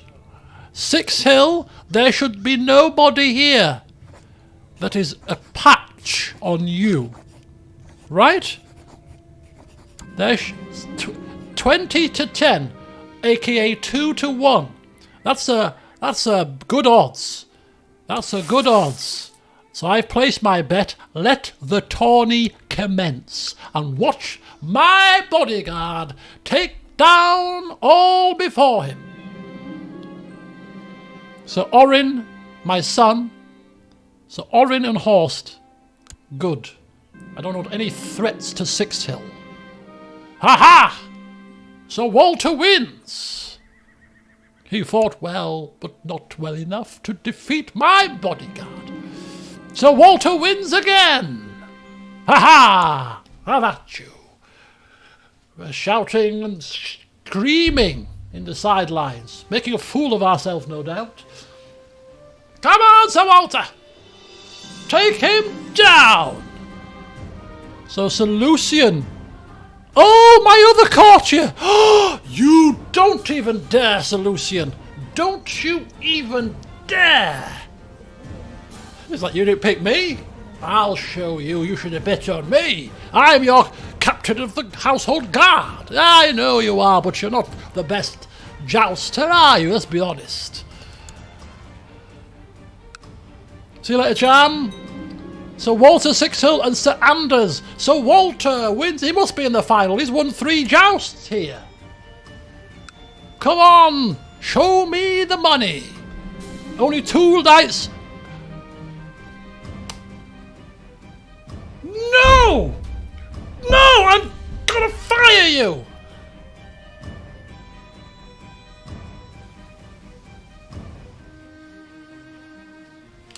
I don't believe it! I do not believe it! I cannot believe... I said it was gonna happen! I said it was gonna happen! I can't believe it!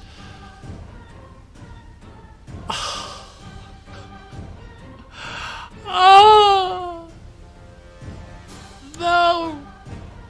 I should have bet on my captain of the guard after all. Right, let me pause this. Let me shut the curtains on the blinds. Let me put the lights on properly. Let me sort my camera out. Let's sit back down and figure out how we're gonna ever win a flipping tournament bet ever again. Oh, give me a second, folks. Right, we're going to be finishing this stream about 10:15 to 10:30, or until we die, of course. Just give me a moment.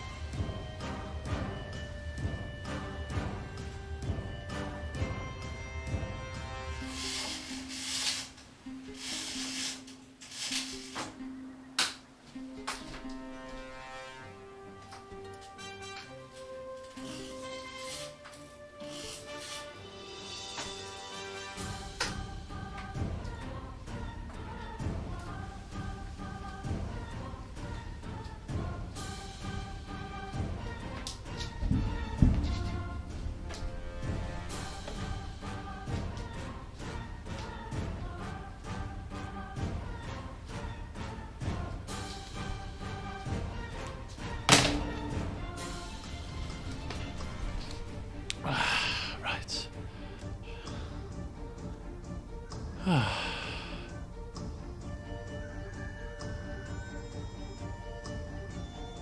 Okay. Let's put my chat back open, thank you. Very good indeed. There we go. Okay, so another tragedy in the tournament. We got to the final with our bet, and then he lost clearly to our own captain of the guard, which a slap in the face. I almost knew it was going to happen. Anyway, let's carry on. Just make sure that my wife maintains an air of control over the realm. The Lord of Cape Wrath clearly is unhappy with my lead, with his lead because of the usurped title. Tarth will be going anyway soon. Fired from council. She's taken a loan from him and refused faction scheme. Tortured one of my kin. Did you? I've taught her well. I've taught her very well. Oh my god. Okay. After much food, brown ale, jousting and combat, Lady Shira Woolfield's tourney has finally ended. It was a fine spectacle. No, it wasn't a fine spectacle. It would have been even finer if I'd have flipping won. Has she got any new traits after becoming Paramount? What, Lady Shira? Family person, cruel. She's picked up cruel from me, clearly. Falconer, she's still strong. She's still a lunatic. You just have to hold on to this. Limited realm authority. Is this good? I voted for it due to returning a favour. I think more authority is good. I think more authority is good for her. I think that's good. Maybe it's good. Maybe it's not good. I don't know.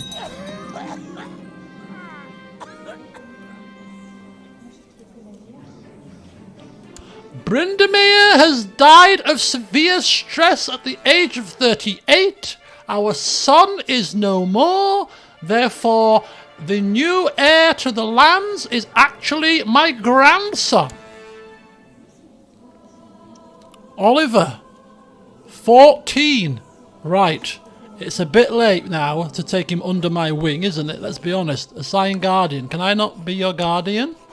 Yes, I can. I'm going to try to do my best for you, child, in the 2 years that I've got you. But, yeah, Brindamere is gone. He will never realise, he'll never ever set foot at the high table. Arbitrary, diligent, gregarious, and a knight, and an idolizer. I think he might be all right. I think we should assign, if he's education marshal, we should probably assign him a really, really good high marshal, actually.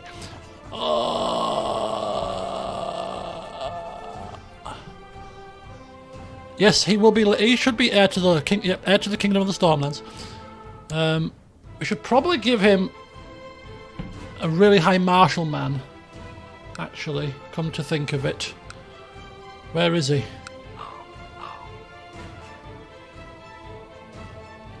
Actually, I've changed my mind. Ugh. I mean, where... Not Marshall. This is not good, is it? Assign Guardian. Can we not assign him like a really good Marshal? Skilled Commander. Brilliant Commander. Theo Swan. Yeah, do that instead. We've lost a Swan Shield. I don't know what's happening here. Domain's too big. Why is my domain too big? What's happened to me? What's happened to me? What's going on? Right, there you go. So he is being trained by somebody with a very good marshal. That might help him. Ransom. Alter it. Why have we suddenly lost domain limit down to 1? Have we lost a stat? Gained a stat? No, we've got exactly the same stats. Is it because have we lost a steward? No. Steward is still there. Cameron is still there. I can't understand why we've suddenly gone down a domain size here. Is it because of age? Is it because Brindamere died? That shouldn't affect my domain limit, should it? My son dying on us?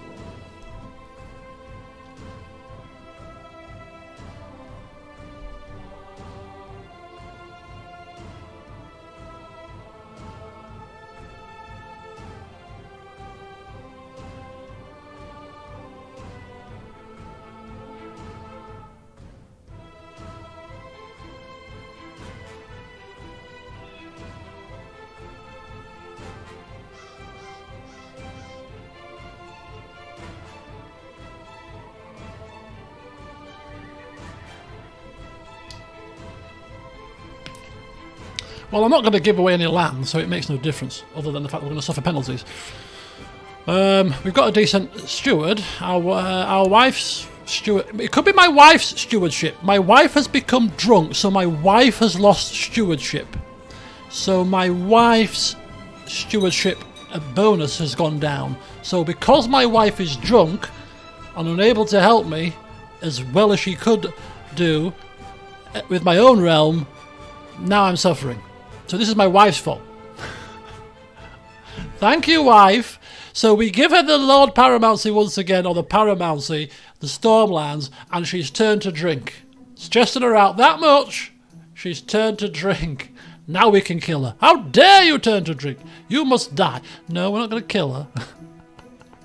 Yeah, so my wife's drunkenness is basically affecting me now. Oh, God. Alrighty. Okie dokie.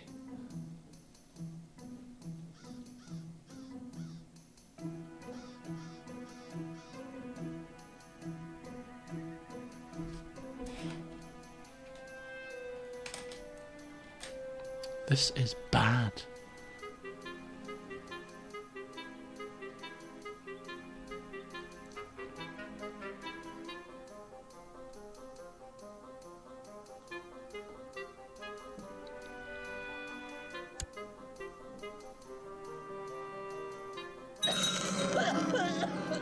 Okay, so this has happened now, and Tarth has gone to Dawn. Or has it?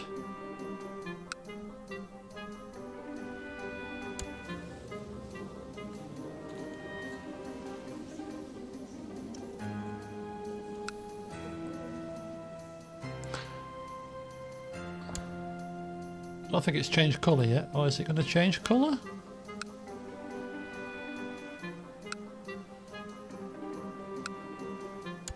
Yeah, look, it's still showing us the same colour as the Stormlands, but it's clearly not part of the Stormlands. It's now clearly part of Dawn. The air to Dawn. So, yeah, Tarth is now gone to Dawn. Okay, that's fine. Kind of. It's kind of fine. We didn't need Tarth anyway. Who are you, Tarthy? Rekindle slightly, not much. Right, okay. There's one way to solve this problem, and that is to get a treasurer with a higher stewardship than 22. If we get a steward with a steward... We don't know any stewards higher than 22, even if we search the entire realm.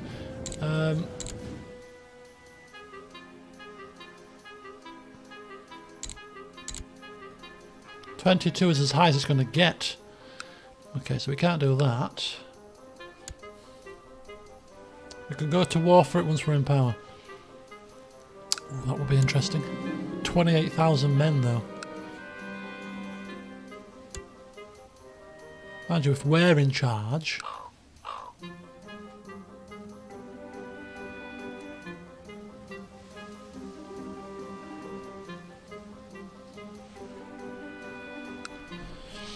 Don't worry. If we become Lord Paramount, we will certainly make sure that we have strong alliances, that we focus on building our power base, you know, all those kind of things that need to happen. We will ensure that it happens. I think we'll keep the High Lordship. I think we can have 2 High Lordships, right? So we could keep the High Lordship of Rainhouse and the High Lordship of Shipbreaker Bay, is it? Yeah, Shipbreaker Bay. Keep those 2 as our power base.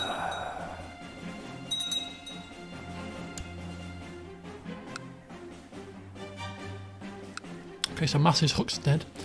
And finally it changes colours to Dawn. Let's zoom out. Pentos is... There's only a little bit of Iron Throne left now. There's this couple of bits here, and we've got a little bit more down here. But Pentos is obviously now Pentos. Just a little smidgen left that report to the king. Norvos.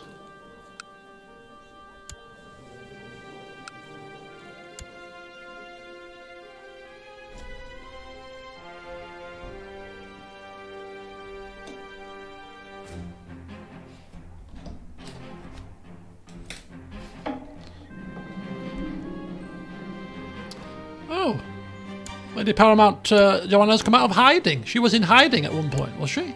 What was she hiding from? What was she hiding from?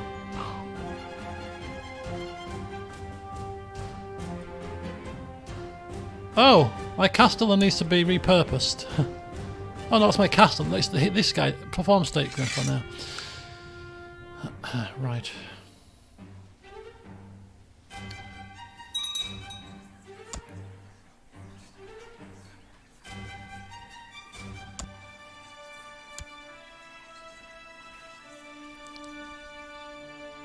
Lady Sabara has joined the Lee's Loyalist faction. That's kind of cool.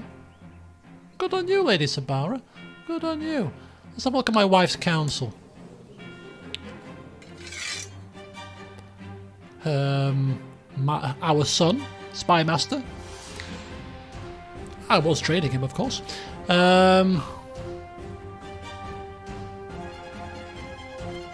Tawny of Tudbury Hall.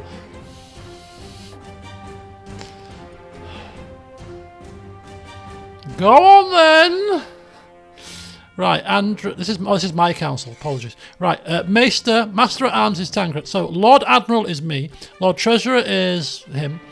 Justicar is the Lord Master Ellis of Galemont, who seems to be not a feudal lord, right? Is he? He's not. He's a republic lord, which is kind of odd. How's that happened? Anyway, Sabara is Spymaster, and she's on side, which is good. She likes the Lady Paramount, which is good. Manfred is Castellan, and Manfred's quite happy too.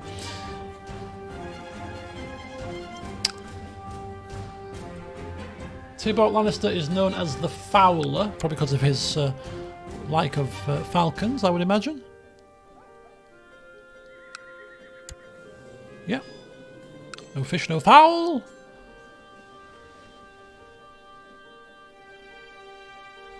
Right, we're at a tournament again. Need to neaten these borders up a bit as well. They're a bit messy. Look at that. The Reach have actually got a little bit of Dragonstone here. Driftmark belongs to the Reach. They've got a bit of Cracklaw Point as well. We've got Dragonstone itself.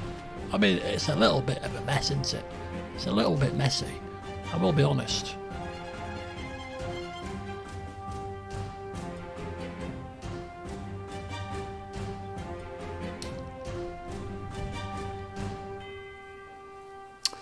The first day's jousting in Lord Terrence's tourney is complete, with many lesser riders have been eliminated.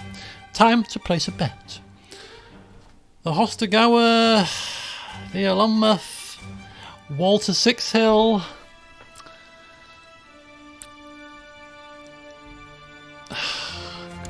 Why am I putting myself through this every time? Do not let me down again. 4-1. I'm going big. Go big or go home is the saying, and that is exactly the point. Right, I am not having it. My son Sir Orin was paired with Lord Aemon Harp in his next joust. Sir Orin was eventually unhorsed, leaving Sir Aemon victorious. Unlucky, my dear son. So Walter Sixhill wins! He fought well! We fought well. These odds are 4-1, 160 coins at stake here. My sister, who I have recently released from prison, is ill. She's got cancer. There's no helping her, I'm afraid. She'll have to help herself. A poor sister. Is she my sister? Yeah, she's my sister. I've treated her like crap, but she's been she's been a thorn in my side. Lord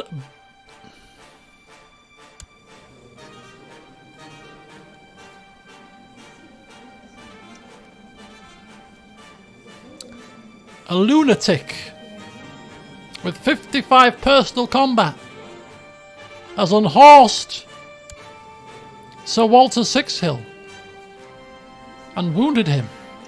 Or was he wounded from the last tournament? I didn't realise. Oh. Ah! I'm not betting on him anymore. I want a tournament specialist. We have no captain of the guard. Clear Harlan Swan. Come forth, Harlan Swan. Come forth. Show. Oh, he's a depressed drunkard. What kind of a bodyguard do I have here? Sir Theo of Lonmouth. I need a tournament next flipping. I'm finding a tournament specialist. You cost me 40 coins. I'm gonna kill. Yeah, pal. You want to fabricate a treason? You want to be careful who you tick off. Sir Harlan Swan. Don't. If he wins now, can I put a bet on you? What's the odds? 14-10. 3 people left. That's not a lot. This is desperation. This is called chasing losses. This is a family. This is a family trait. Who else is in it? Sir Theo's in it as well. What about you, Sir Theo? What about if I bet on you? Ridiculous odds. What about Sir Theo 70? Harlan Swan 80? Who else is left in this bloody tournament? We've got Terrence at 50. Lockport at 45. We can't. Because we'll bet on one person in our court and the other guy will win. We bet on Swan and flipping Lonmouth will win it. We bet on him, he'll win it. I'm not betting on anybody. I'm sick of it. Lonmouth and Harp. Oh, Harp! Harpy! I remember the Harp name. How goes it? You, my father thought well of your kinsman. So Theo has won. Lonmouth is in the final, one of our bodyguards. Will he be joined by Mr. Swan? Yes, Sir Harlan Swan and Sir Theo Lonmouth, both of our bodyguards, face off against each other, and Sir Harlan Swan at 14-10, where we were teetering on actually putting the bet on until we changed our mind and said no, has won the tournament. Woohoo! He truly deserves it. And we are not going any more tournaments. We've had it with tournaments. I'm too old to be even watching them at this point. So as I came to pick up Jana to help me out cutting down some trees, she starts complaining. Apparently she has a nasty stomachache.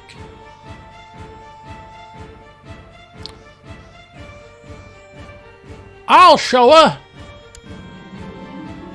I grabbed it. Oh dear.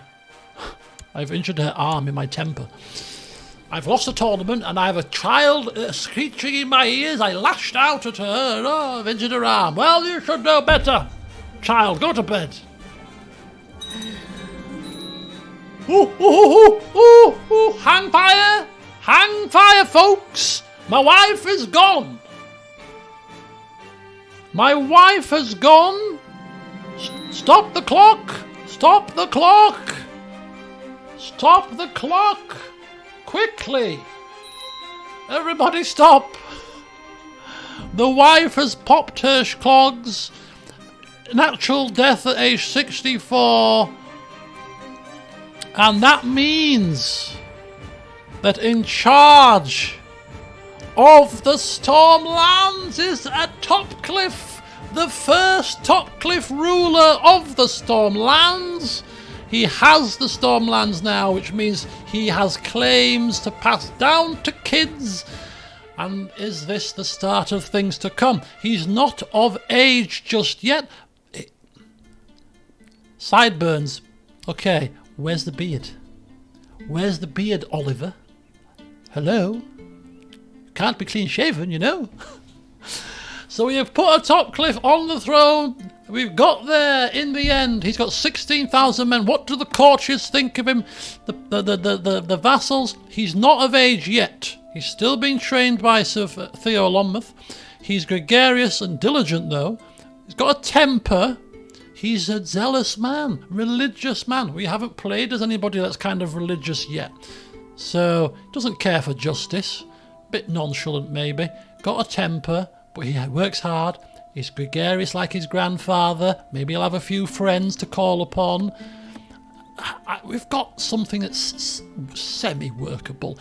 He's got a wife, unfortunately, already, because I think had we been able to select our wife, I would be selecting a wife with some pretty good stats to help us out a little bit, because we're a little bit inept in certain fields, shall we say. But don't worry, delegation is the key. We can delegate well, I'm sure. I mean, that's assuming that we don't live till the ripe old age of 70 and we don't get a say. Now, technically speaking, we could go, oh, we can't do it, can we? Can we not do it here? I don't think we can. Sort of the change character option. I wonder if it was available to us. Oh, it has to be lower rank, not higher. Okay. Right, so our new task, should we choose to accept it, is to ensure that our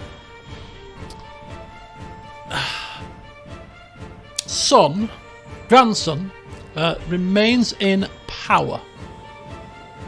Remains in power for as long as possible. So he's got Storm's End, Sharp Point, Breaker Bay. So he's got the whole of Stormlands, but his own little personal holdings are kind of there. That's fine. Okay, so let's take stock here. Let's first of all get we can't form an alliance with him because he's not my wife. He's my actual ruler now. Right. Shucks. He's a zealot, yes. You can swap at the main menu. Yeah, yeah. Oh, so we can swap, yeah. I wouldn't do it, I was just intrigued if it was still an option. Right, okay.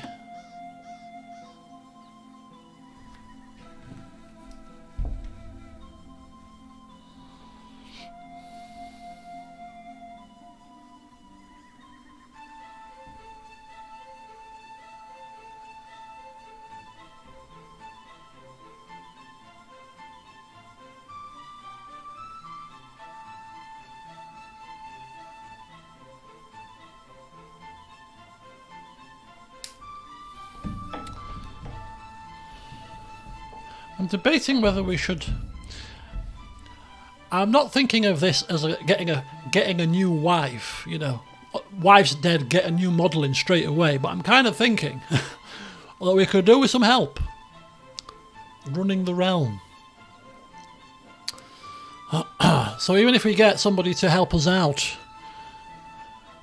platonic relationship, not instantaneously, let's give our wife a chance to get cold in the grave, you know, but ultimately I think, being a scheming person, we should value a clever lady, but it'd have to be somebody that we would trust, so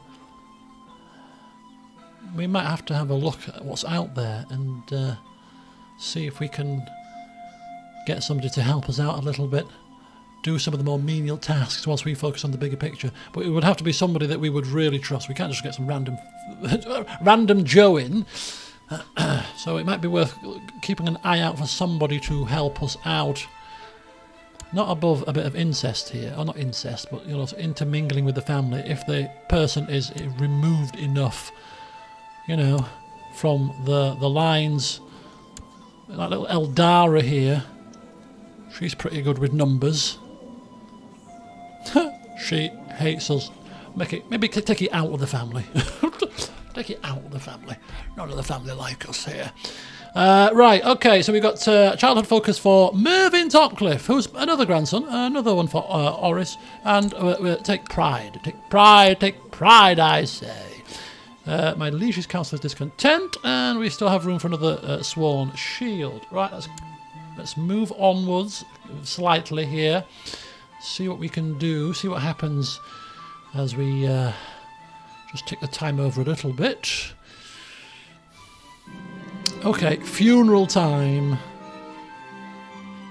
Time passes, yet to me the world seems unreal. It is as if a life without Joanna is but a mummer's farce. I am lost in this sea of loneliness and know not where to turn. Oh, so we loved her, you see. We did like her. That's why we didn't kill her. And now she's gone, we kind of are a bit lost because we realise actually we got on quite, you know, she was helping us in ways that perhaps we didn't appreciate until now she's gone. What do I do? What do you mean, taxis? I never managed I never bothered with them. She sorted it. So we can drown ourselves in wine, women and song. Become drunk, potentially wounded, gluttonous, gregarious, widowed, the hell is all of this? Oh, it's certain success chance. I'm not bothered about the consequences here. What would we do? Let's focus on what would we do. Lose yourself in books, songs and the wisdom of others. Nah. We're kind of learned. We're not very sociable and we're shy. So I don't think we'd go this extreme. Books, songs and the wisdom of others? Seek solace in the arms of another? This is nonsense. I will move on with my life. Seek the solace in the arms of another. Who the hell is Calicaria? Calaria? 73? I don't think so. I do not think so. Right, so nonsense and we shall move on.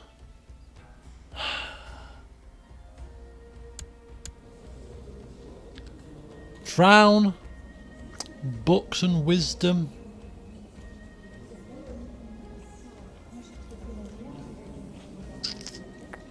Wine, wine, wine.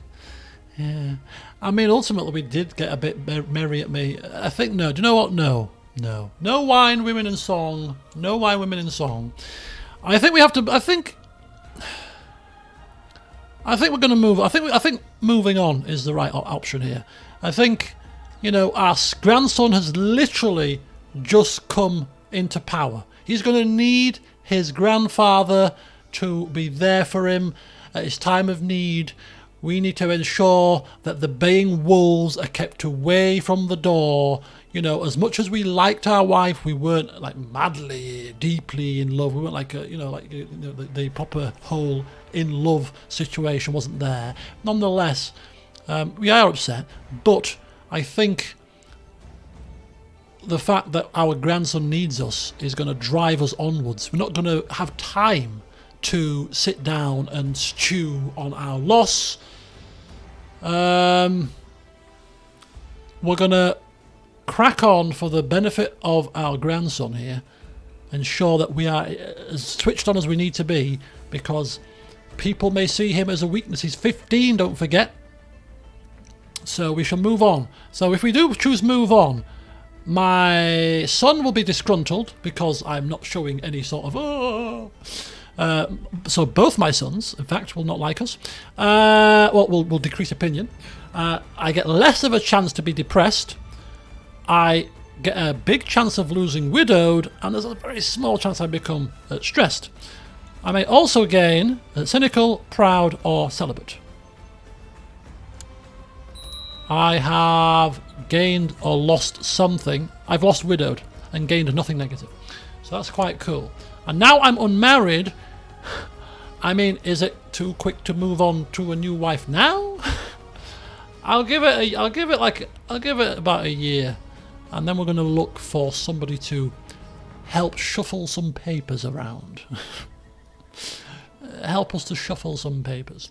A paper shuffler of a wife to help us with at the very least, with diplomacy and stewardship. Somebody who we can rely on to smooth our talk, run affairs. We've got everything else covered. We've got many strong men for the commanding side of things. We are the master schemer.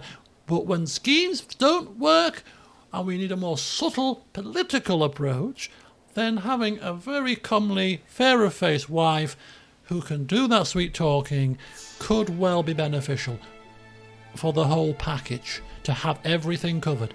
Again, we are deceitful, you know, we are massively intriguing. I think we probably will understand the benefits of having a very strong kind of household unit, especially at this time with our grandson in this mire.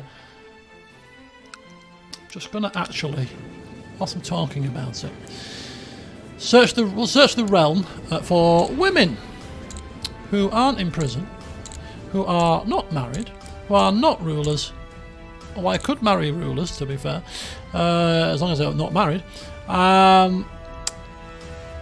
Diplomatic range, yes. Join court, not necessary. Any religion, any culture. And we're looking primarily for a stewardy type. Wife. Ruler, sorry, any. There we go.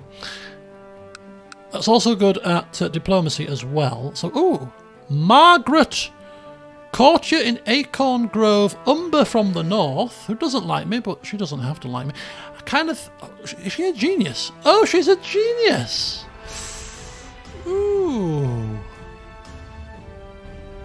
She's pretty decent. Now, would she be a problem? She's a bastard. Groomed, falconer, patient, diligent, trusting, bit selfish. So we have to pick very carefully here, because this woman she is trusting.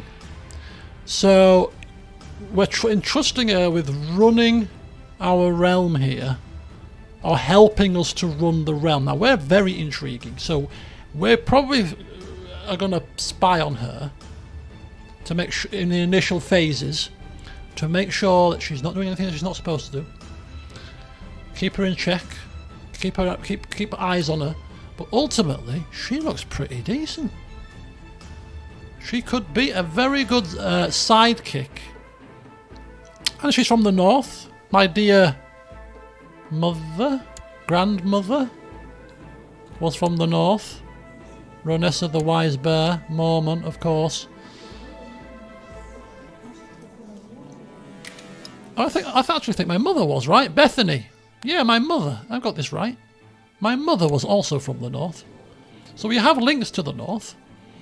And, I mean, if it was good enough for my mother, or for my father, and she ruled alongside with a very, very reliable hand, very trusted. These northern women, they're not backstabbing types. They're very reliable, very devoted, and very hardened. And that's what we need here. We don't want a little shrinking violet. We need somebody to step up to the plate. Yeah, I like this option here. Arranged marriage. With me! I'm going to lose prestige here. Because I'm marrying a courtier. Matters not. I am marrying somebody not to jump into bed with them, but this is purely a marriage of practicality. I have now a wife. Margaret Waters. Can we not give you a name? Right, we're going to spy on her initially, as I said, probably just for a year, just to make sure that she's not doing anything that she shouldn't do. If we get through a year and there's no slanders and nothing else, then we shall let her be. But for now, we just need to keep a close eye. This ambition here of building a war chest, I'm going to remove that and try something else now. I want to become, have 5 children, Iron Throne. See our house rule the Iron Throne. No, that's a bit too much. Build a war chest, gain an honorary title, become regent of his liege. We'll have that. We'll have that. And have a plot here. Replace as regent. Yes. Because clearly my son really should be having me on the regency. I'm not going to do anything too frisky to make this happen.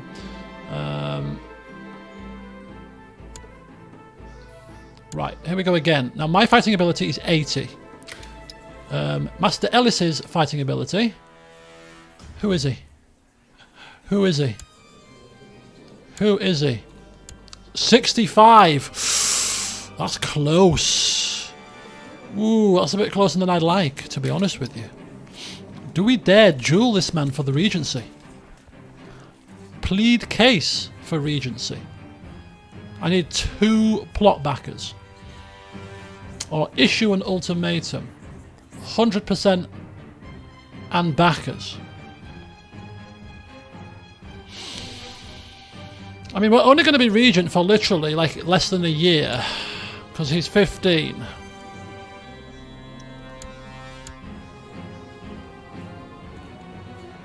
My grandson was born 10th of 6th moon, so he's got a few months. I mean, those few months could be pivotal. Could be pivotal. 2 backers to plead case. You could get 2 plot backers quite easily. It's going to cost us some gold to bribe them. He might not even... I think he will take up the duel offer. The other guy didn't take it up because he was a crap fighter. This guy's a decent fighter. We could end up dead.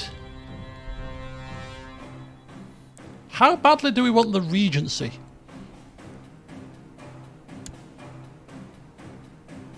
How badly do we want the regency? We're decked out with our armour, with our icicle.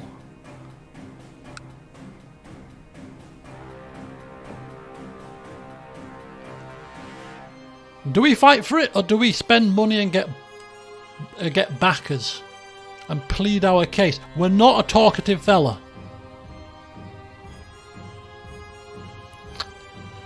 He's not a talkative fella. Let's go for it. Let's go for it. Let's go for it, folks. He's accepted my terms. As dawn breaks, you meet an old field on a field just outside Amberley. The mist still lies thick on the ground, and the brilliance of the early morning sun is reflected in the shining steel of your icicle and gold hollow armour. It is a good day to die. Are we fighting to the death? Are we fighting to the death? I mean, that's what a duel generally is, I suppose. Oh, for God's sake.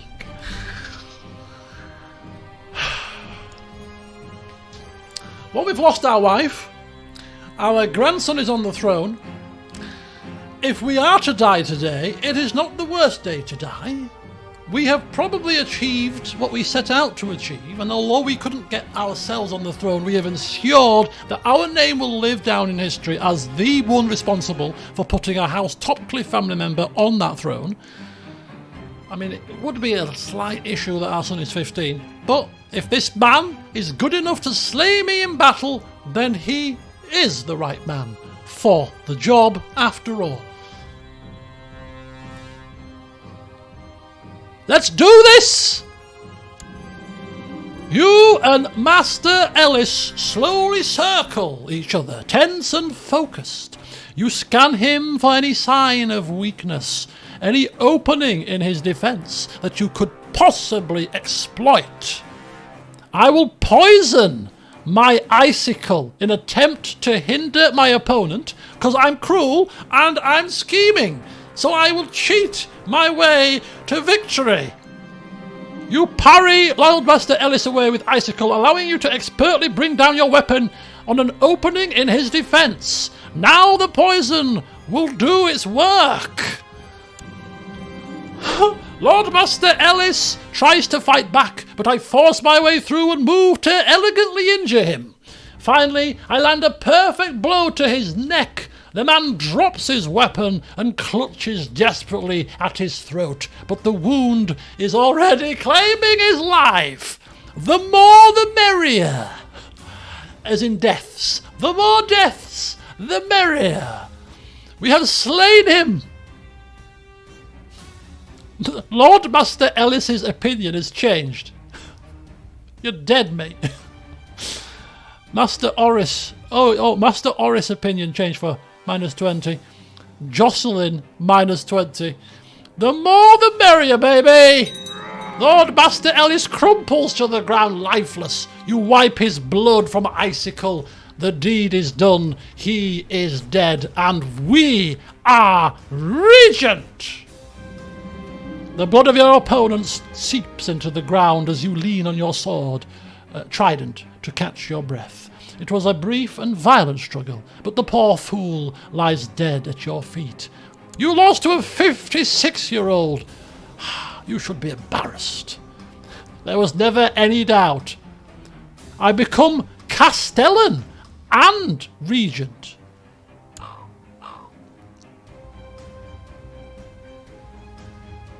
What? What do you mean you've had me removed from position? You cannot remove me! I am... Is that a glitch? Another name added to the list. We are claiming them left, right and centre here. Glitch, it's a glitch. Right, okay. So we now are the regent. We are our son's regent. Let's let the time tick over a little bit. I have become regent. We have time to pick a new ambition here. Hang on a second. Let's pick a new ambition. Fall in love? No. Okay, back to building a war chest it is then. Right, okay. We can grant titles. I'm not going to grant myself a title. That's not going to serve any purposes. No, we're just literally going to rule as regent. Just basically, nice and quietly. Just ready to pounce if anybody dares to do anything stupid against my son. Lieg's council is a bit empty. He needs to fill it quite quickly. The council will vote on all issues. Right? Okay, that's fine. So we need our grandson to grow up quite quickly, basically. So let's tick down the time till he becomes of age. See what he turns into. Oh, it might have been to remove me from the High Admiral position. Yes, so we're now Castellan, basically our grandson's right hand. And we are also the regent. So we've done very well for ourselves. And as you can clearly agree, this is all done personally to ensure that he prospers. Oh, look at that. My tyranny has gone down. My tyranny has gone down. Therefore, we won't extort any more subjects. We have found nothing new and useful. It hasn't... You know what? It hasn't been a year yet. We'll give it one more tick over. But so far, nothing shady going on with the wife. Which is good. Which is very good. She is as honourable and trusting as she appears. This is good news. Host a wedding for Lord Edric and Lady Margaret Umber. No. Benera. You can learn that. Benera, just the very essentials. So sorry. But none but my own kids get the very best. Everybody else gets crap. Lady Lanella of Black Bog, my vassal, who has a Valyrian steel sword, no less. If I am prisoner, can I nick it? She's an torturer. What has she done? I don't know, but she's done something that is not good. Yes, you can take... No! She's fled my court!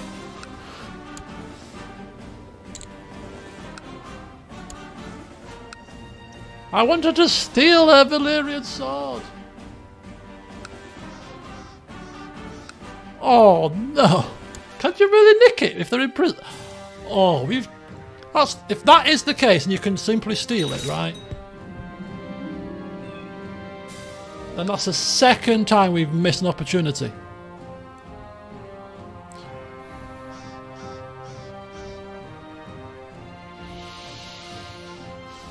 Okay, she's spreading lies. What do we do about that? What do we do about her spreading lies? Lord Theo Morrigan's position on the Regency Council is under question. Your acquaintance Maester Jorgen is trying to have him removed and is asking for your support. Lord Theo Morrigan of Griffin's Roost. I don't like him very much. And basically... Yes, we shall remove him. Okay. They have voted to keep him, which is fine. We are in a democracy here. That is not a problem. But we shall keep a close eye on you, sir, of Griffin's Roost.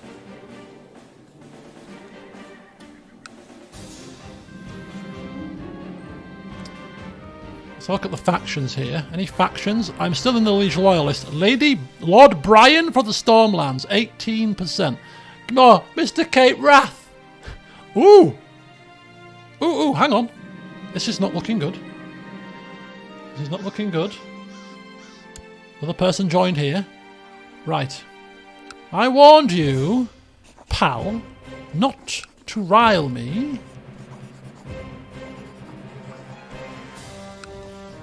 Ooh, hang on! Hang on, hang on, hang on! Request excommunication. Maybe. Maybe. Maybe. Ooh. Okay, let's get him excommunicated. Let's see who you want to put somebody who's excommunicated on the Stormlands throne, do you? I don't think so. I've told you, pal, do not meddle in my family's affairs. To the chivalrous Lord Edric. I don't know where you had your head buried, pal. The vile excesses of Lord Brian Estamont can no longer be tolerated. I agree that he should be declared an anathema of the faith and be excommunicated. I agree wholeheartedly. Excommunicate that man. Excommunicate him. He is a blight upon us all. An absolute blight. You want to put yourself on the throne. Ah, but we'll see about that. Now it should be easier to kill him. Because, in fact, could we...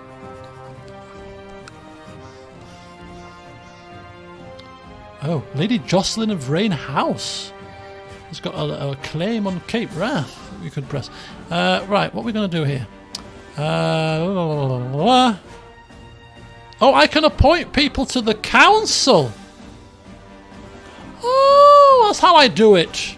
There are gaps on the council. There's a High Admiral available. There's a High Admiral available. Who do we wish to put on the...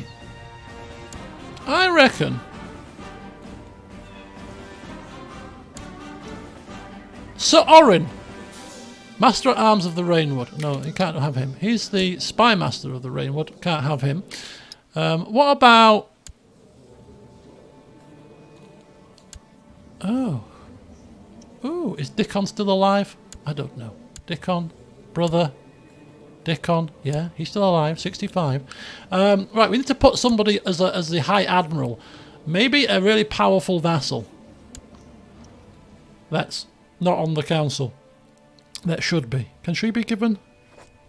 No. Edric, that's me. How about Robert? Robert the Generous. We've always got on with House Errol, haven't we? He's an advisor already. Thurgood, too young. Brian, no chance. Manfred, Master of the Hunt of the Stormlands. Opinion of Liege, minus 59. It might go to try to bring some reparations. He's the Justicar. He's in prison. It'd have to be him. Is that a good idea?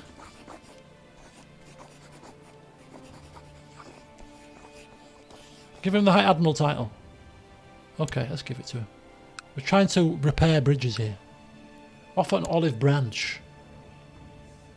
Trust me, Oliver. Trust me in this one, okay? Keep your friends close, your enemies closer. Alright? Olive branch and all that, but keep your beady eyes on him. Alright?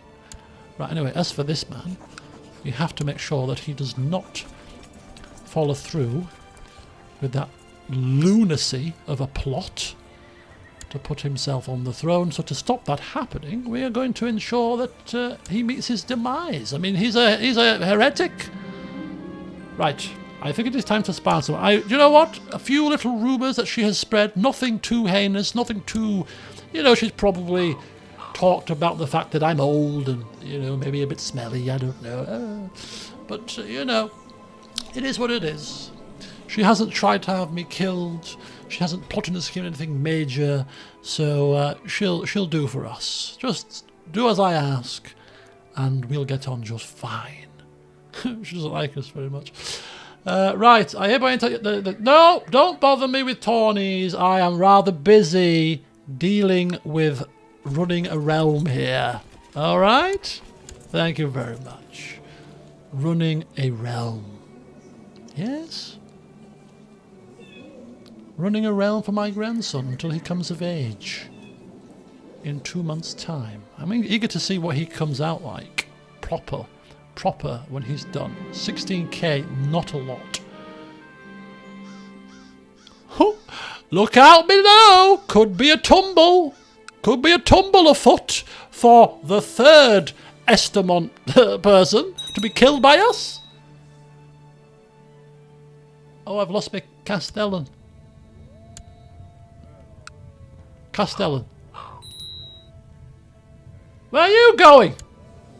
He's off to Storm's End. What's going on? Hang on here. What's happening?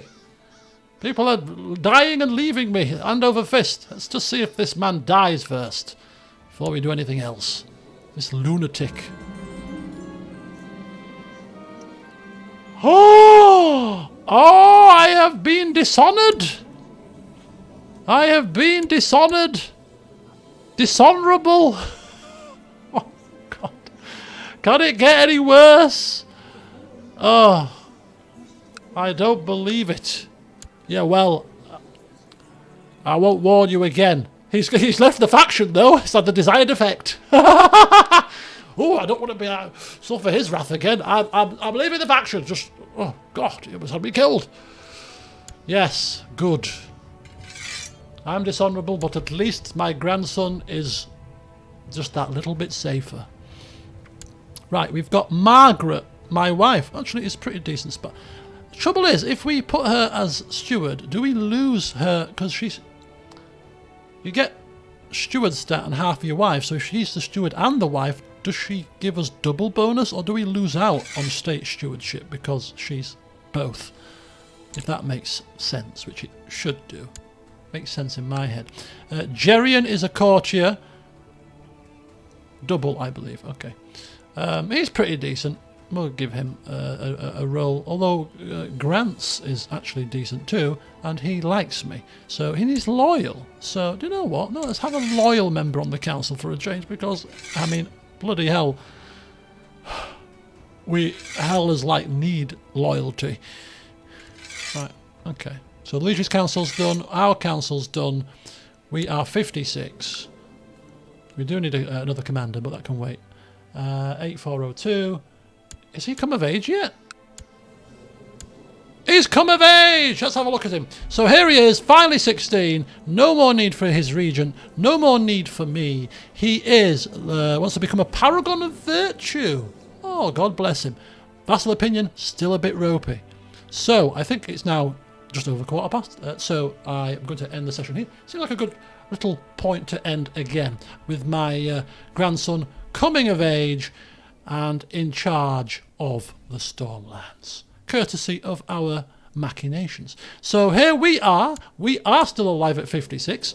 Who knows how long we will go on for, but we're still alive. We've taken in a wife for admin purposes. She will never replace Lady Wanna, of course. But here we are, here she is, and we are basically our grandson's right hand. We are making sure that everything that goes smoothly for him. Anybody that tries anything against him, we'll just plot to kill him. We'll plot them. We'll use our intrigue to put down any incursions. My father tried military, didn't work. When Joanna got into a bit of trouble, we will rely on our intrigue. Cape Wrath got a bit frisky, and now has seen the error of his ways. That's what happens round here. So I'm confident that with me by his side, my grandson will rule the Stormlands as he should, and with peace and prosperity. Unite the lands, strengthen the lands, and make the Stormlands once again a place to be reckoned with. Because right now, it's not. It's not, is it? No. It's the bottom. Apart from the Iron Islands, it's the bottom of all the Lord Paramounts. We need to change that pretty sharpish. So, yeah. So there you go. That's us. And our goal for the next session is to do everything in our power to keep Oliver on the throne. That's all we need to do. So, and it could be our last session, because as soon as we die, we take over as Oliver and we become the player in control of the Lord Paramount of the Stormlands, which is when I said I would end the first session. So that's us. Let's take a look at Oliver the second of the Stormlands. There has been one previous Oliver, apparently, who has come of age 16. I mean, when we're in charge of him, we will probably have to deal with this beard situation and put a beard on him. I mean, the haircut thing, the haircut barbershop thing, because we can't have him looking like this. Ridiculous. So that's him. He is a brilliant commander. So he's picked up the brilliant commander trait from Theo, which is why we put him there. He's also an aggressive leader, and he's a rough terrain expert. Don't forget, he'll also get some bonuses from the weapons that we give him and the armors and stuff too. So that's pretty good. He's a knight. He is a trained fighter, so he's never going to win. He's never going to win any tournaments, is he? But he can handle himself if necessary against, you know, non-trained people. He's gregarious, so he's going to appreciate, you know, the like his grandfather, you know, making friends and branching out with alliances, and basically enjoying a good party, occasionally a good social gathering. and all that kind of stuff. He's diligent, so he's going to be working hard to ensure that the realm does prosper. Arbitrary, yeah, might let a few things slip when it comes to justice. Does have a temper, so if somebody does rile him, that could be good or bad. Depends which way you look at it. And he's zealous, so religion.